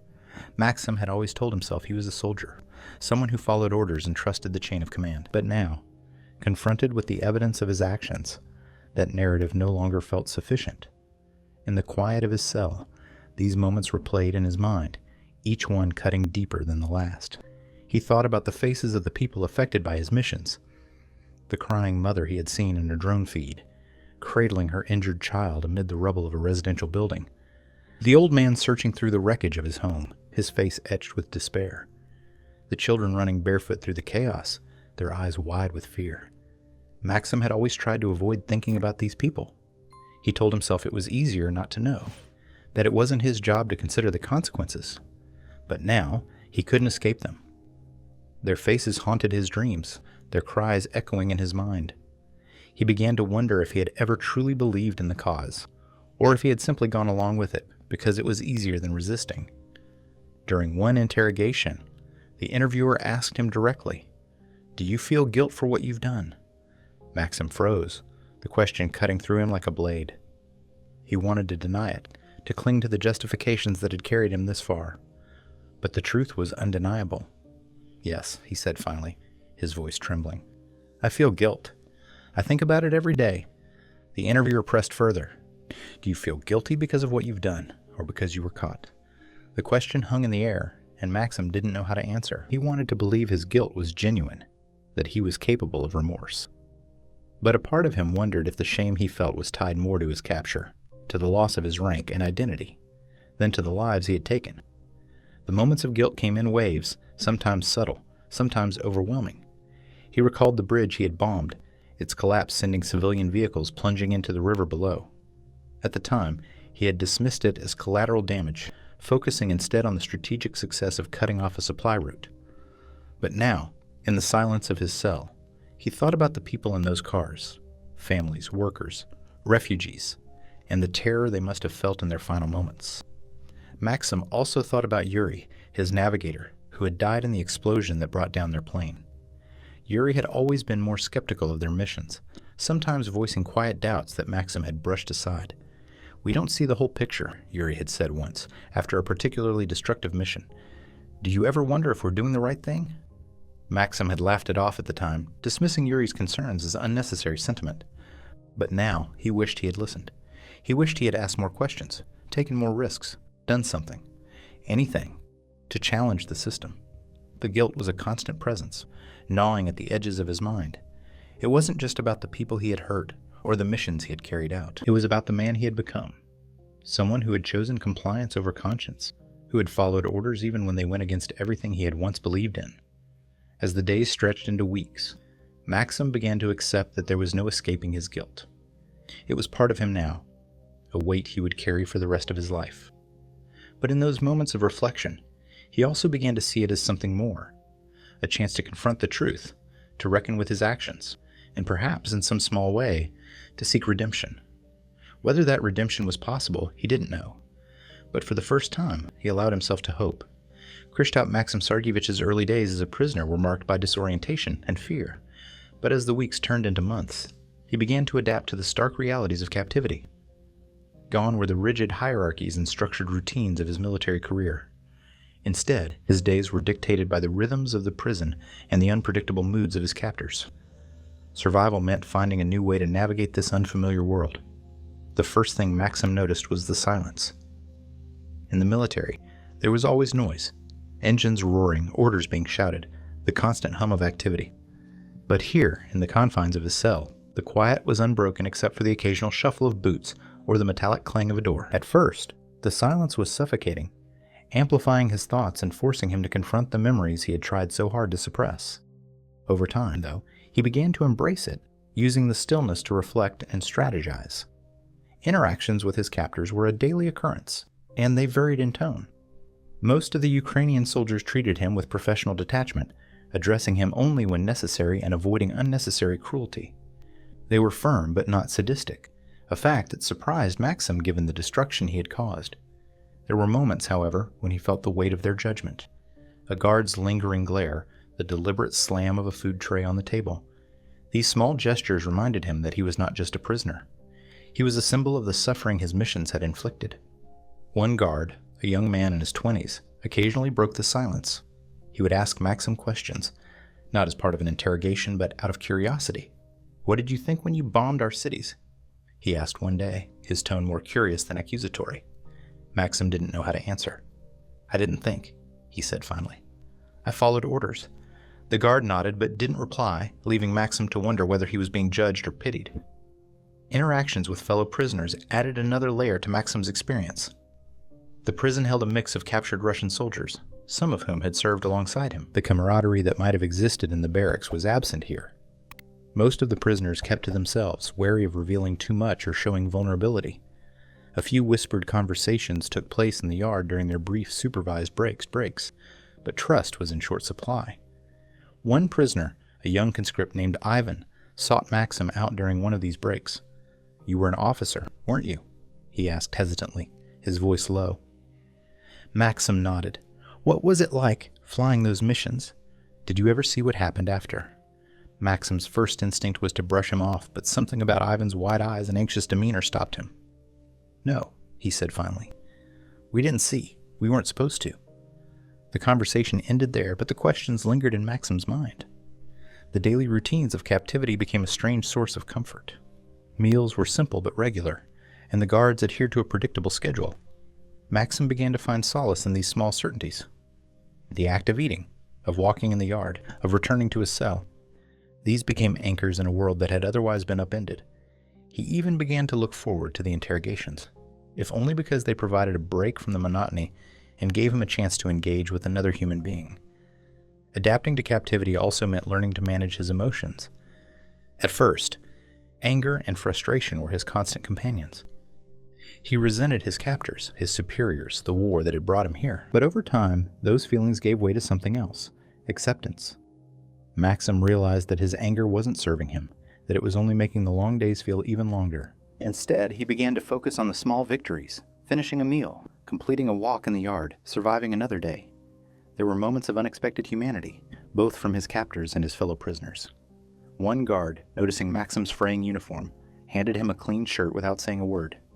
Another time, during a brief conversation in the yard, a fellow prisoner shared half of his bread ration after noticing Maxim hadn't eaten much that day. These small acts of kindness reminded Maxim that even in the bleakest circumstances, humanity could persist. Despite these moments, the emotional toll of captivity was undeniable. Maxim often found himself thinking about his family, wondering if they knew where he was, if they thought about him, if they still considered him a hero. He thought about his daughter, her innocent question echoing in his mind. "Are you helping people, Papa?" The shame that came with these thoughts was almost unbearable, but he clung to them as a reminder of who he had been before the war. Adapting to life as a prisoner wasn't just about surviving. It was about learning to live with himself. The structure of his captivity forced him to confront his past in ways he never had before. The routines gave him space to reflect. The interactions challenged his assumptions, and the silence made it impossible to ignore the truth. Slowly, painfully, Maxim began to accept that his time as a prisoner was not just a punishment but an opportunity, a chance to reckon with his actions, and perhaps to find a way forward. Whether he would ever be free again, he didn't know. But for the first time, he allowed himself to hope that freedom, if it came, would mean more than just leaving the prison walls behind. Kryshtop Maxim Sergeevich entered captivity with a firmly ingrained worldview. He was a soldier, a professional fulfilling his duty, a man carrying out orders for a just cause. But captivity has a way of unraveling even the most deeply held beliefs. The isolation, the interrogations, and the stark confrontations with evidence of his actions forced him to grapple with questions he had avoided for years. Slowly, cracks began to appear in the rigid framework of his understanding, and his perspective began to shift, even if only in fragments. The first signs of change were subtle, almost imperceptible to Maxim himself. During one interrogation, the interviewer challenged him on the concept of denazification, a term that had been the cornerstone of the propaganda Maxim had relied on to justify his missions. "You claim you were protecting Russian-speaking people," the interviewer said. "Yet the people you bombed, the families in Mariupol, the children in Kharkiv, many of them were Russian speakers. How does that align with your mission?" Maxim opened his mouth to respond, but no words came out. He had never considered this contradiction. The narrative of denazification had been so pervasive, so absolute, that it hadn't occurred to him to question its logic. The interviewer's question lingered long after the session ended, replaying in his mind as he sat alone in his cell. The propaganda that had once seemed so convincing now felt increasingly hollow. His worldview shifted further during brief moments of interaction with his captors. One day, as he was being escorted back to his cell, a guard paused and spoke to him in quiet tones. "My family lived near one of your targets," the guard said. "They barely escaped when the bombs fell. My niece didn't make it. She was 6. The words hit Maxim like a blow. He had heard of civilian casualties, had seen the reports and the footage, but this was the first time he had been confronted with the personal reality of his actions. "I'm sorry," Maxim said, his voice weak and unsteady. The guard didn't reply, only staring at him for a moment before walking away. The encounter left Maxim shaken. For years, he had distanced himself from the human cost of his missions, seeing his targets as coordinates and his actions as part of a broader strategy. But the guard's words made it impossible to ignore the truth. The devastation he had caused wasn't abstract. It was deeply personal, and it had torn apart lives in ways he could no longer justify. Maxim also found his perspective shifting during his limited interactions with fellow prisoners. A young conscript named Ivan spoke often about his own doubts and fears, his regret at having been swept up in a war he barely understood. "I didn't even want to be here," Ivan admitted one day during a rare conversation in the yard. "I thought I was signing up for a job, not this." Ivan's vulnerability struck a chord with Maxim, who had always seen himself as a willing participant in the military machine. For the first time, he wondered if his own choices had been as voluntary as he believed, or if, like Ivan, he had been shaped by forces beyond his control. The interrogations also pushed Maxim to reconsider the narratives he had been fed. When confronted with satellite images and eyewitness accounts of the destruction he had caused, Maxim could no longer fall back on his usual justifications. "I didn't know," he said during one session, his voice breaking. "I didn't think about it." The interviewer's response was sharp. "You didn't think because you didn't want to think. It was easier to follow orders, wasn't it?" The question stayed with him long after the session ended. For years, Maxim had prided himself on his discipline, his professionalism, his ability to carry out missions without hesitation. But now, that very discipline felt like a double-edged sword. It had allowed him to excel as a pilot, but it had also made him complicit in atrocities he couldn't deny. His unwavering adherence to orders, once a source of pride, now felt like a failure of conscience. These moments of doubt didn't lead to a complete transformation.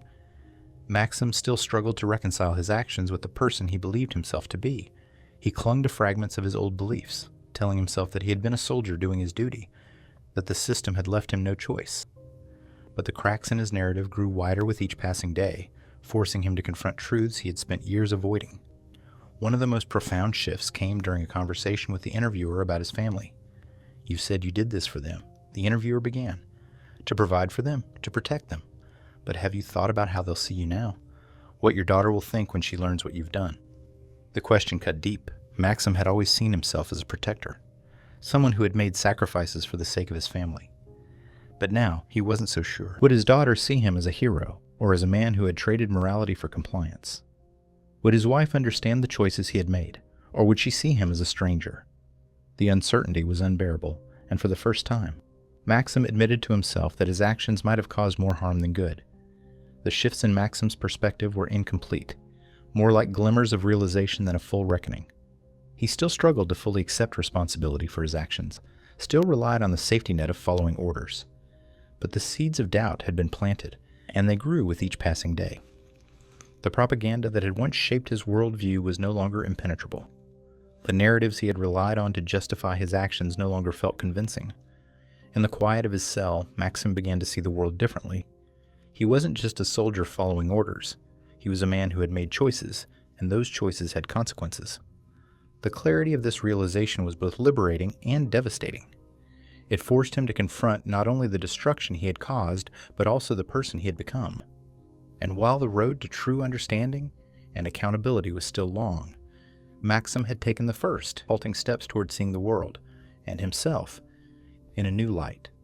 Kryshtop Maxim Sergeevich was not just a pilot executing missions. He was a product of a meticulously constructed narrative. From his earliest days in the military, Russian propaganda had been a constant presence, shaping his understanding of the world and his place within it. The messaging was not overtly coercive. It was woven into every aspect of his training, his briefings, and even his casual conversations with peers. By the time he was deployed to Ukraine, Kryshtop's worldview was no longer his own. It had been shaped by years of exposure to a system that demanded loyalty and justified even the most destructive actions in the name of a greater cause. The seeds of this worldview were planted early. In flight school, Kryshtop and his peers were taught about Russia's historical role as a global power, a nation that had always defended its sovereignty against external threats. This narrative was reinforced through carefully curated history lessons that emphasized Russian victories and sacrifices while minimizing or omitting its darker chapters. The message was clear. To serve in the Russian military was to uphold a proud tradition, to protect a nation that had always been under siege. As Kryshtop progressed through his training, the messaging became more specific. The concept of denazification, which would later become central to the justification for the invasion of Ukraine, was introduced as a historical imperative.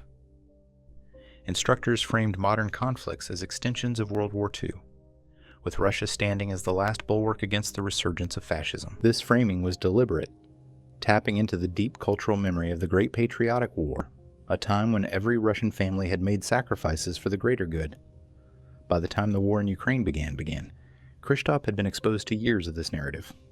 It was reinforced by state-controlled media, which portrayed Ukraine as a failed state overrun by extremists and puppets of the West. The annexation of Crimea in 2014 and the subsequent conflict in Donbass were presented not as acts of aggression but as necessary measures to protect Russian-speaking populations from persecution. Images of rallies, cherry-picked to show only the most extreme factions in Ukraine, were broadcast repeatedly, painting an incomplete and exaggerated picture of the enemy. Kryshtop absorbed this narrative without question. He saw Ukraine not as a neighboring nation with its own identity, but as a territory that had been corrupted by outside influences.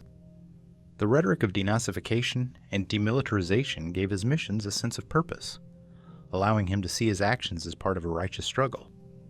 Bombing cities, targeting infrastructure, these were not acts of aggression, he told himself, but steps toward restoring stability and protecting his people. The propaganda also served another, more insidious purpose.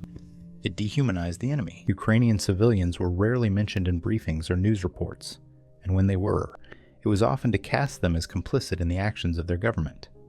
By framing entire cities and populations as hostile, the propaganda allowed soldiers like Kryshtop to distance themselves from the human cost of their actions. Bombing a hospital became easier to justify when it was described as a hub for insurgents. Destroying a theater filled with civilians felt less like an atrocity when it was labeled as a staging area. Kryshtop's interrogations after his capture exposed the depth of this indoctrination. When asked why he had bombed civilian targets, he initially repeated the same justifications he had been taught. The intelligence had identified the sites as military objectives. The people there were harboring extremists. It was all part of the mission. But the interrogators challenged these claims with evidence. Satellite images, eyewitness accounts, footage of the aftermath. "Did you ever question the intelligence?" they asked. "Did you ever stop to think that the narrative you were following might not be true?" At first, Kryshtop resisted. He clung to the justifications that had protected him from guilt for so long. "We were told Ukraine was run by Nazis," he said during one session. "We were there to protect the Russian-speaking population." I believe that. But as the interrogators presented more evidence, cracks began to appear in his narrative. They showed him footage of peaceful protests in Ukrainian cities, testimonials from Russian-speaking Ukrainians who denounced the invasion, and images of children killed in airstrikes. "Are these Nazis?" the interviewer asked. "Are these the people you thought you were protecting?" Kryshtop couldn't answer. The propaganda that had shaped his worldview was beginning to unravel, leaving him exposed to the uncomfortable truth of his actions. For the first time, he began to see the narratives he had relied on for what they were, tools of manipulation designed to justify the unjustifiable. But Kryshtop's shift in perspective didn't happen all at once. Even as he began to question the propaganda, he found himself struggling to let go of its comforting simplicity. The idea that his missions had been necessary, that he had been part of a righteous cause, was easier to live with than the alternative. Admitting that he had been complicit in atrocities meant confronting not only his actions but also his own gullibility, his willingness to believe without questioning. Kryshtop's interrogators understood this struggle and used it to press him further. They pointed out the patterns in the propaganda he had consumed, showing how it had been tailored to appeal to his sense of duty and pride. "You were told what you wanted to hear," one interviewer said. "You wanted to believe you were a hero, so you didn't question anything that supported that belief." But now you have a choice. You can keep hiding behind those lies, or you can face the truth. The truth was hard for Kryshtop to accept. The propaganda had been so pervasive, so insidious, that it had become part of his identity. Questioning it felt like questioning himself, his career, his very purpose. But as the evidence mounted and the narratives fell apart, he began to see the world differently. The people he had thought of as enemies were now victims in his eyes. The missions he had once taken pride in were now sources of shame. By the end of his interrogations, Kryshtop was no longer the man he had been when he entered captivity. The propaganda that had shaped his worldview had lost its power, leaving him with questions he couldn't answer and guilt he couldn't escape. And yet, in the rubble of his old beliefs, there was a glimmer of something new, a faint, hesitant hope that he could find a way to rebuild, to understand, to atone. Whether that hope would lead to change remained to be seen, but for the first time, Kryshtop saw the possibility of a different path. Kryshtop Maxim Sergeevich had spent most of his missions detached from the destruction he caused. From the cockpit of his Su-34, the devastation below was a blur of smoke and fire, coordinates struck with precision and efficiency. To him, targets were just points on a map, objectives that needed to be eliminated. But on the ground, for the Ukrainian civilians caught in the crossfire, his missions were not abstract. They were life-altering, filled with loss and unimaginable suffering. Captivity forced Kryshtop to confront this chasm between his perspective and the reality of his actions. The interrogators made sure he couldn't avoid it. They presented him with first-hand accounts, photographs and video footage from survivors. "These are the people you bombed," they said, showing him an image of a young girl covered in dust and blood, sitting amid the rubble of her home. Her eyes were wide with shock, her small frame hunched in fear. Her name is Anya. She's 7 years old. She lost both her parents in an airstrike. Your airstrike. The words hit Kryshtop like a blow, but he tried to push the emotions away. "I didn't know," he said quietly. "We weren't told. You didn't ask," the interviewer replied, their tone sharp. "You didn't think. You saw coordinates, not people." This became a recurring theme as they walked him through the destruction his missions had wrought. In one instance, they described the bombing of a maternity hospital in Mariupol, a strike Kryshtop had carried out based on intelligence that claimed the facility was being used as a staging ground for Ukrainian forces. The footage they showed him was harrowing. Pregnant women being carried out on stretchers, medical staff scrambling to save newborns, families huddled in the basement as explosions tore through the building above. "Do you remember this mission?" they asked. Kryshtop nodded, his throat dry. He remembered the coordinates, the briefing that emphasized the importance of neutralizing the target. But he hadn't thought about what, or who, might actually be inside. 3 babies died that day, the interviewer continued. One was born just 2 hours before your bombs hit. A boy named Maxim. They placed a photo of a tiny, lifeless body on the table. Was this a legitimate target? Kryshtop's hands trembled as he stared at the photo. "We didn't know," he said again, his voice barely audible. But even as he said it, he knew how hollow the words sounded. The accounts didn't stop there. Survivors of the theater bombing in Mariupol described the chaos and terror of the strike. Hundreds of civilians, mostly women and children, had been sheltering there when Kryshtop's bombs hit. The interviewer read excerpts from their testimonies, detailing how people had screamed for their loved ones, how mothers had shielded their children with their own bodies, how the theater had been reduced to a mass grave. They wrote, "See Ildren on the roof," the interviewer said, sliding a satellite image across the table. "You would have seen it. You had to have seen it." "I didn't," Kryshtop said, his voice breaking. "I didn't look." The interviewer pressed further. "Why didn't you look?" "Because it was easier not to. Because if you saw the truth, you might have hesitated." Kryshtop had no answer. The truth was that he hadn't wanted to look. It was easier to trust the intelligence, to focus on the mission, to tell himself that what he was doing was necessary. But the evidence laid out before him made it impossible to ignore the human cost of his actions.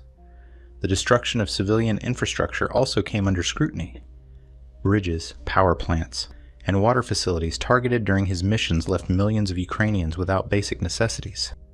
Families were forced to drink from contaminated rivers, cook over open fires in the middle of winter, and huddle together in the dark as temperatures dropped below freezing.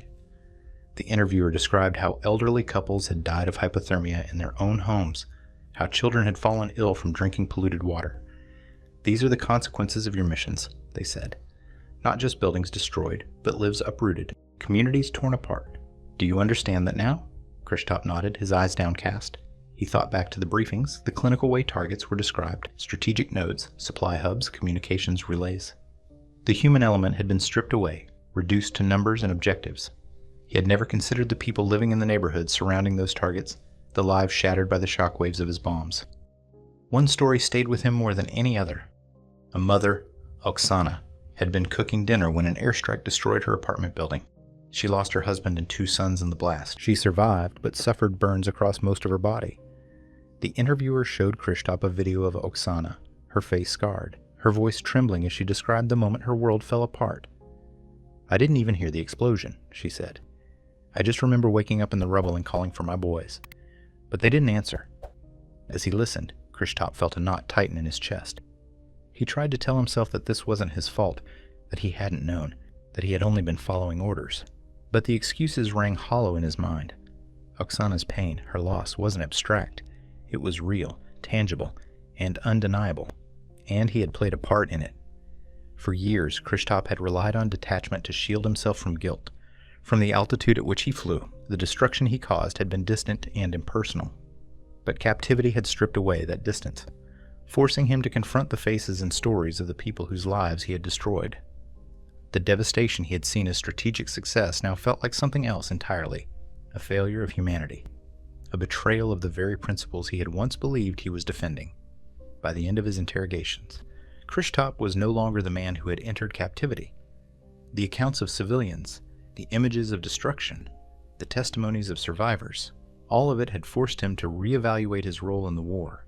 He couldn't undo what he had done, but for the first time, he allowed himself to feel the full weight of it. And in that weight, he found no justification, no solace, only guilt, and the faint hope that acknowledging the truth might be a first step toward redemption. The systemic corruption that underpinned Russia's military and political structures didn't just shape the lives of civilians. It deeply affected soldiers, like Kryshtop Maxim Sergeevich, exploiting their sense of duty and turning them into instruments of a broader agenda. For Maxim, his journey from pilot to prisoner was not only a personal reckoning, but also an exposure to the rot at the heart of the system he had served. The cracks in that system were visible in every aspect of his experience, from his training to his missions, and finally to the catastrophic consequences of the war. The corruption began with promises, grand narratives of honor, duty, and patriotism. Soldiers like Kryshtop were recruited with tales of defending the homeland and restoring Russia's rightful place as a global power. These ideals were reinforced through propaganda, training, and speeches from military leaders who spoke of service as the ultimate sacrifice. But beneath this veneer of nationalism lay a system that saw soldiers not as individuals, but as expendable resources. The Russian military was rife with inefficiencies and nepotism, problems that became glaringly apparent to Maxim as he climbed the ranks. Promotions often had less to do with merit and more to do with connections or bribes. Equipment meant to protect soldiers was frequently outdated or missing altogether, its funding siphoned off by corrupt officials. Maxim recalled missions where vital intelligence was incomplete, where decisions were made based on guesswork or political optics rather than strategy. The consequences of these systemic failures often fell squarely on the shoulders of men like him. One of the most egregious examples of this exploitation came during the initial phase of the Ukraine invasion. Soldiers were sent into battle with inadequate supplies and outdated equipment. Young conscripts, barely trained, were deployed to the front lines, told they were liberating a grateful population. But the reality was far different. Civilians resisted, supplies dwindled, and command structures crumbled under the pressure. Maxim heard stories of soldiers scavenging for food, stealing from the very people they were supposed to be liberating, and dying needlessly due to poor planning and a lack of support.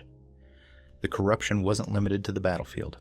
Back home, the families of fallen soldiers were often left with little more than hollow platitudes and empty promises. Insurance payouts were delayed or denied, and grieving parents were handed medals instead of answers.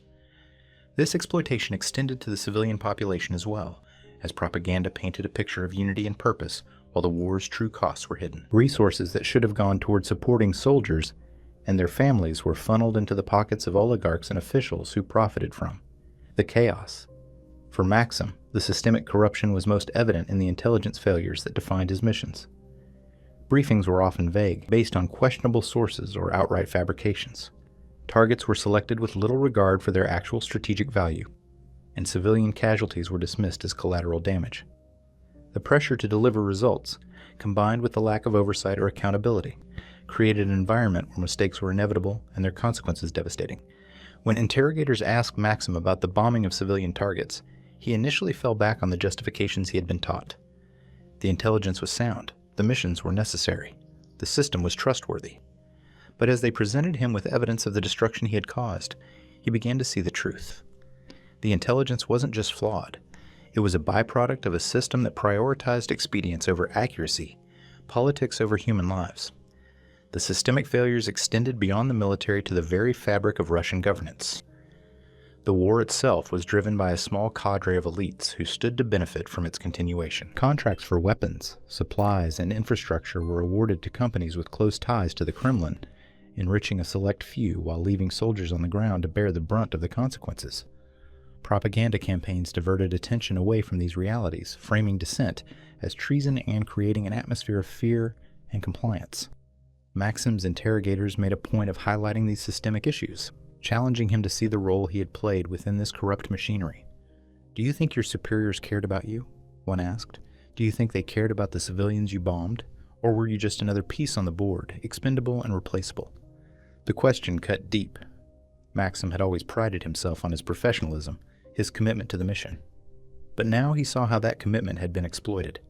He had been a cog in a system that valued results over lives, that treated soldiers and civilians alike as tools to be used and discarded. The pride he had once felt in his service was replaced by a bitter realization.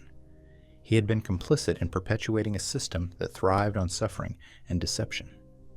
The systemic corruption also explained why so many of Maxim's missions had gone wrong. Poorly maintained equipment, a lack of coordination, and conflicting priorities had all contributed to the chaos he witnessed. He thought back to his navigator, Yuri, whose ejection seat had failed during the downing of their plane. It was a grim reminder of how even the most basic safeguards were neglected in the pursuit of profit and power. For Maxim, understanding these systemic failures was both illuminating and devastating. It forced him to confront not only his own actions, but also the broader context in which those actions had taken place. He began to see himself not as a lone actor, but as part of a deeply flawed system that exploited everyone it touched. Soldiers, civilians, families. No one was spared from the machinery of corruption and greed. As he sat in his cell, replaying the interrogations in his mind, Maxim couldn't help but feel a sense of betrayal. He had dedicated his life to serving a system that had used him, that had lied to him, that had turned him into a tool for destruction. The realization was crushing, but it also brought clarity. For the first time, Maxim saw the war not as a righteous cause, but as a tragedy born of systemic failure, a failure that had consumed him and countless others in its wake. Kryshtop Maxim Sergeevich's thoughts often drifted to his family as he sat in his cell. His wife Elena, his daughter, the life they had built together, all of it seemed impossibly distant now. Captivity had stripped him of his rank, his missions, his role as a pilot, leaving only the bare truth of who he was and what he had done. And as he reflected on his actions, he began to grapple with the consequences, not just for himself, but for his family and the society that had shaped him. For years, Maxim had justified his decisions with the belief that he was doing what was best for his family. The military had provided stability, a steady income, and the respect of his peers. It had given his daughter opportunities he hadn't had growing up, from better schools to a comfortable home. Every mission he flew, every order he followed, he told himself, was part of a larger effort to secure their future. But now, faced with the reality of his actions, Maxim began to see the cost of those justifications. What would his daughter think if she knew what he had done? Would she still look up to him, still see him as a protector? Or would she see him as a man who had traded morality for compliance, who had caused suffering to countless families while claiming to protect his own? Maxim's interrogators didn't shy away from these questions. "You say you did this for your family," one said during a session. "But what happens when they find out the truth? When your daughter learns that her father bombed schools and hospitals? Do you think she'll thank you for it?" The word struck a nerve, and Maxim struggled to respond. He had always envisioned his family as a sanctuary, a reason to endure the hardships of military life. But now, he couldn't escape the possibility that his actions had tainted that sanctuary, that his choices had left a legacy of shame instead of pride. He thought of Elena, who had stood by him through the long deployments, the months of silence punctuated by brief phone calls and hurried visits home. She had always been his anchor, the person who kept their family together while he was away. But what would she think of him now? Would she understand the pressures he had faced, the narratives he had believed? Or would she see him as a stranger, someone who had betrayed the values they had once shared, beyond his own family? Maxim began to consider the broader consequences of his actions for Russian society. The war had been sold to the public as a righteous cause, a necessary effort to protect Russian-speaking populations and restore order. But the reality was far different. Civilians on both sides had suffered immeasurably, and the soldiers who carried out the missions were left to bear the weight of that suffering. Maxim thought of the young conscripts he had flown missions to support, many of whom had been sent into battle with minimal training and outdated equipment. He had heard their stories, seen their fear, and watched as the system chewed them up and spit them out. For every successful mission he had flown, there had been countless ground operations where young men like Ivan, the conscript he had met in captivity, were left to face the consequences of poor planning and corrupt leadership. The propaganda that had shaped Maxim's worldview had also left its mark on Russian society as a whole. It had created a culture of compliance, where questioning authority was seen as betrayal and dissent was met with swift punishment. Families were torn apart, not just by the war itself, but by the lies that surrounded it. Parents who lost sons on the battlefield were told to be proud of their sacrifices, even as they struggled to make sense of the conflict. Communities that had once been united were now divided, with neighbors turning against each other over differing views of the war. Maxim began to see himself as part of this larger tragedy. His actions had contributed to the suffering of Ukrainian families, but they had also perpetuated the system that exploited Russian soldiers and civilians alike.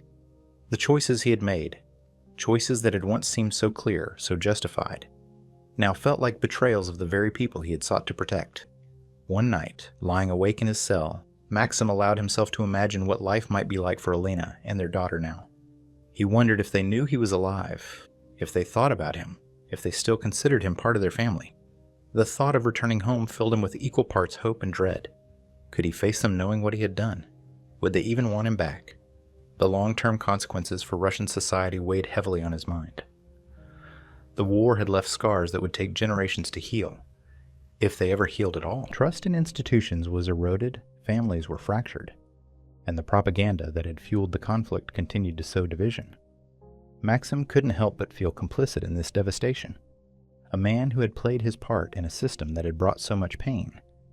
Yet, amidst the guilt and regret, there was a faint glimmer of resolve. Maxim began to wonder if acknowledging the truth, however painful, might be a first step toward redemption. He thought about the possibility of speaking out, of sharing his story not to excuse his actions, but to expose the system that had led him to make them. Perhaps, he thought, there was a way to use his experience to prevent others from making the same mistakes. As the days passed, Maxim's thoughts turned more and more to his family and his society. He knew the road ahead would be difficult, that the consequences of his actions would follow him for the rest of his life. But he also knew that facing those consequences, truly facing them, might be the only way to honor the family he loved and the values he had once believed in. Whether Russian society could recover from the damage, whether he could repair the relationships he had broken, he didn't know. But for the first time, he felt a sense of purpose, however small, in the possibility of trying. War leaves scars on all who fight it, regardless of which side they are on.